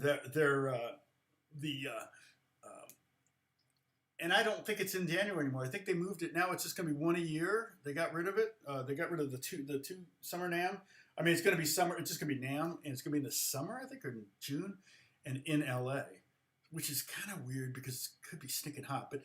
NAMM is in Orange County, which is cooler than LA, and where I live in the Valley, it's even hotter. LA is cool. It's probably 5 to 10 degrees cooler than where I live in the North Valley. But it's definitely California's kind of showing off for the Super Bowl because it's supposed to be 85 all week, which is crazy. So you'll have a lot of people coming from. Well, let's see, who are the teams? Well. You got LA as one of the teams, and then the other team is Cincinnati. So you may have a lot of people from Ohio going, yeah, we got to move to California. But good luck, because the house prices here are still insane. 27. Yeah.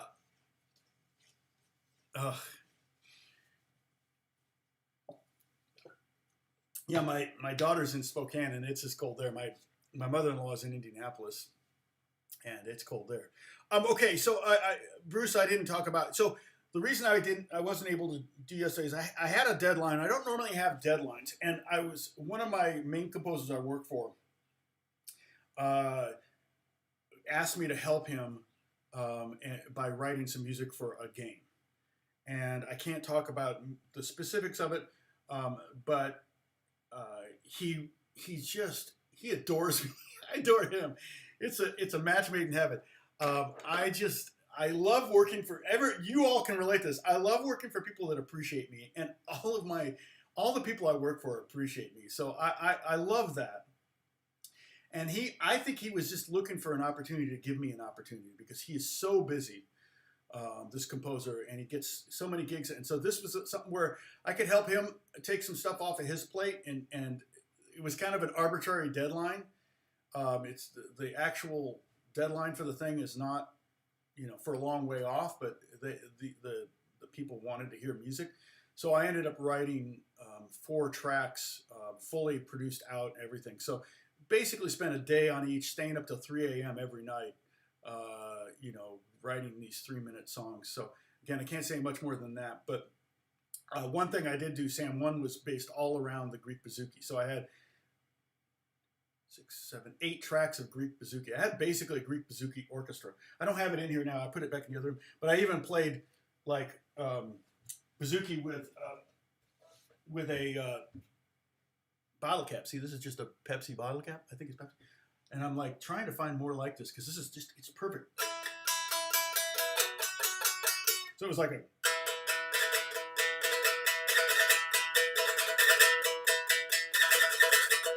I was doing this kind of drone thing with a bottle cap, and I doubled it, so I had one on left and right. You got left and right, and it was like this cool, you know, droney thing, which was like, what is it? But then the melody on top was I wrote a pretty intense. Here's no, that's not the melody. Yeah, so it was. I played with lead sound. I think it was. Oh, is it?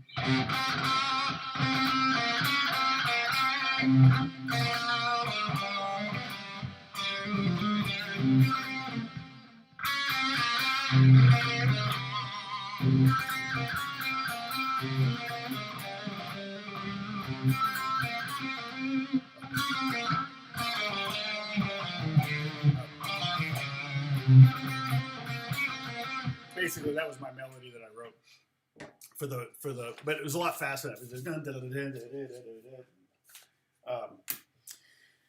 on Greek bouzouki. So I had fun playing the bouzouki. It's just so hard to hold, Sam. And I have the strap, but it's like the strap doesn't do anything. It would work if I was standing up, but it's really not helping at all. Yeah, and it's basically it was in what was it? C Phrygian. So basically, speaking of Phrygian, so are we buffering again? Dang nabbit. No, it's getting down. Anyway, it's time. It's been 2 hours. So next week, mystery song number 3. Well, if I get demonetized on this, I didn't really get any. Only Joseph got me some love. Yeah, my belly is competing with the bowl. It's like I was kind of holding it like between my legs, almost more like a lute, and then miking it. I had the mic here, and I was kind of holding, got a great tone out of it. And I was using slapback delay on it, and then also like really fast slapback delay, so you couldn't really hear it. It was more like this broadening thing, and then like a big room reverb. So, and it was like I said, 6 or 8. I think I had 8 total tracks of bouzouki on this thing. Yes, that's the tuning. Yeah, thanks, Sean. I use the C. I put it in C because I had that low C note I could hit. So bum dun dun dun dun dun bum dun dun dun, so it had all that kind of stuff going on. Very epic. I tried to create something epic, and I tried to create something memorable, and so we'll see. Next Monday, I'm planning on it. All right. I'm pretty sure, but if something comes up, I'll let Bruce know. Thank you, Bruce, for kind of keeping people updated on the Discord, which is the link is right up here. If you want to click on that, and you can join the Discord if you're not. But I think everybody here is on that Discord thing. So, Bruce.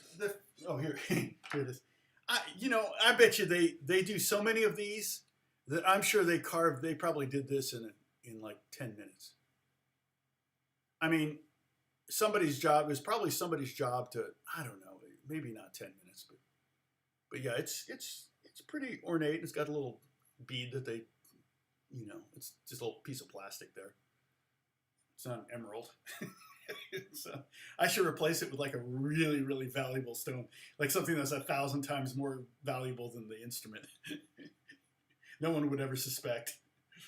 Where did you hide your jewels? Well, yeah, it's cool though. I mean, yeah, carving out all that, it's kind of cool. I don't know how, but they probably in machines do it. I don't know. It's fascinating, but that's more your expertise than mine, Bruce. Yeah, no, Joseph, thanks for the super chat love, for buying me a coffee. And I'll let you, if this song gets demonetized, then I might have a problem um, doing more lesson videos. But Joseph, thanks to your donation, the $4, I can determine if they take that money too, then I won't, there's no reason to do lesson videos, financially anyway. If they don't flag it, then so there's three possible. They could not flag it and keep all the money. And we're talking, my live stream videos typically make me about $2 to $3, just so you know. So I'm doing this for the love of doing it, for you and for me, because I'm a people person, and COVID really jacked that up. So that's one outcome. The other is that they could not flag it, and I get to keep both the royalties from YouTube. So I'm sorry, okay. They don't flag it, I get to keep all the royalties. YouTube royalties, the $3, $2, whatever, and any money that you give. Sometimes it's $40, $50 on a Monday. Then the other option could be that they flag it and don't let me monetize it, so that or it's still monetized, but they're getting that $3 or $4, but I get to keep the super chat money, which I think makes the most sense if they're going to flag it. But the third thing could be that they flag it and keep the revenue from the YouTube video, and they keep the money that you guys give, which doesn't seem fair because you're giving that money to me. I'm fine with the artist making the money off the thing. So that's kind of one of those things that I'm going to have to find out if it happens. If it doesn't happen, I'm going to keep doing these. So far, last week, as far as I can tell, in fact, I pulled up that video and I never did click on that. Did I? I did not pull up that video. I did pull up that video, but I think I forgot why I pulled it up. You ever do that? So I'm gonna check out here on, here's content, live stream. It's gonna tell me I'm live right now. Live. Oh, that's right, I gotta read it. Okay, so here's this. Oh no, it said I made revenue. That's right, yeah, I made, yeah. So I made like $20, $19.59, and then it went up $4. Let's see, $19.59 to $23.32. That's almost $4 I've made on it in the interim. So maybe it made some. Oh, it's still getting views. It's still getting 63 views. Well, that's kind of cool. 63 views in the last 48 hours. Okay, so these videos might have a little bit more legs. They're really chatty, and I know everyone is like, I wanted to learn, and you just talked and talked and talked.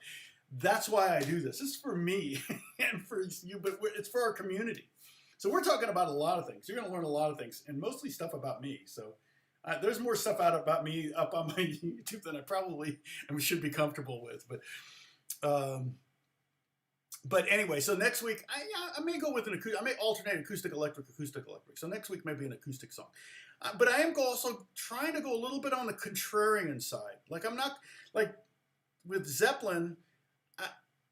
I could have picked 1,000 Zeppelin tunes, but I picked Jason Fuse because I want it to be approachable for people, and there were two levels. There's a beginner and a more intermediate level for this song. Two ways you could play it. So I like that too, so that I have a broader audience potential here, where even the more intermediate player isn't going to be too bored. So I have a thought for next week, and maybe a couple different options.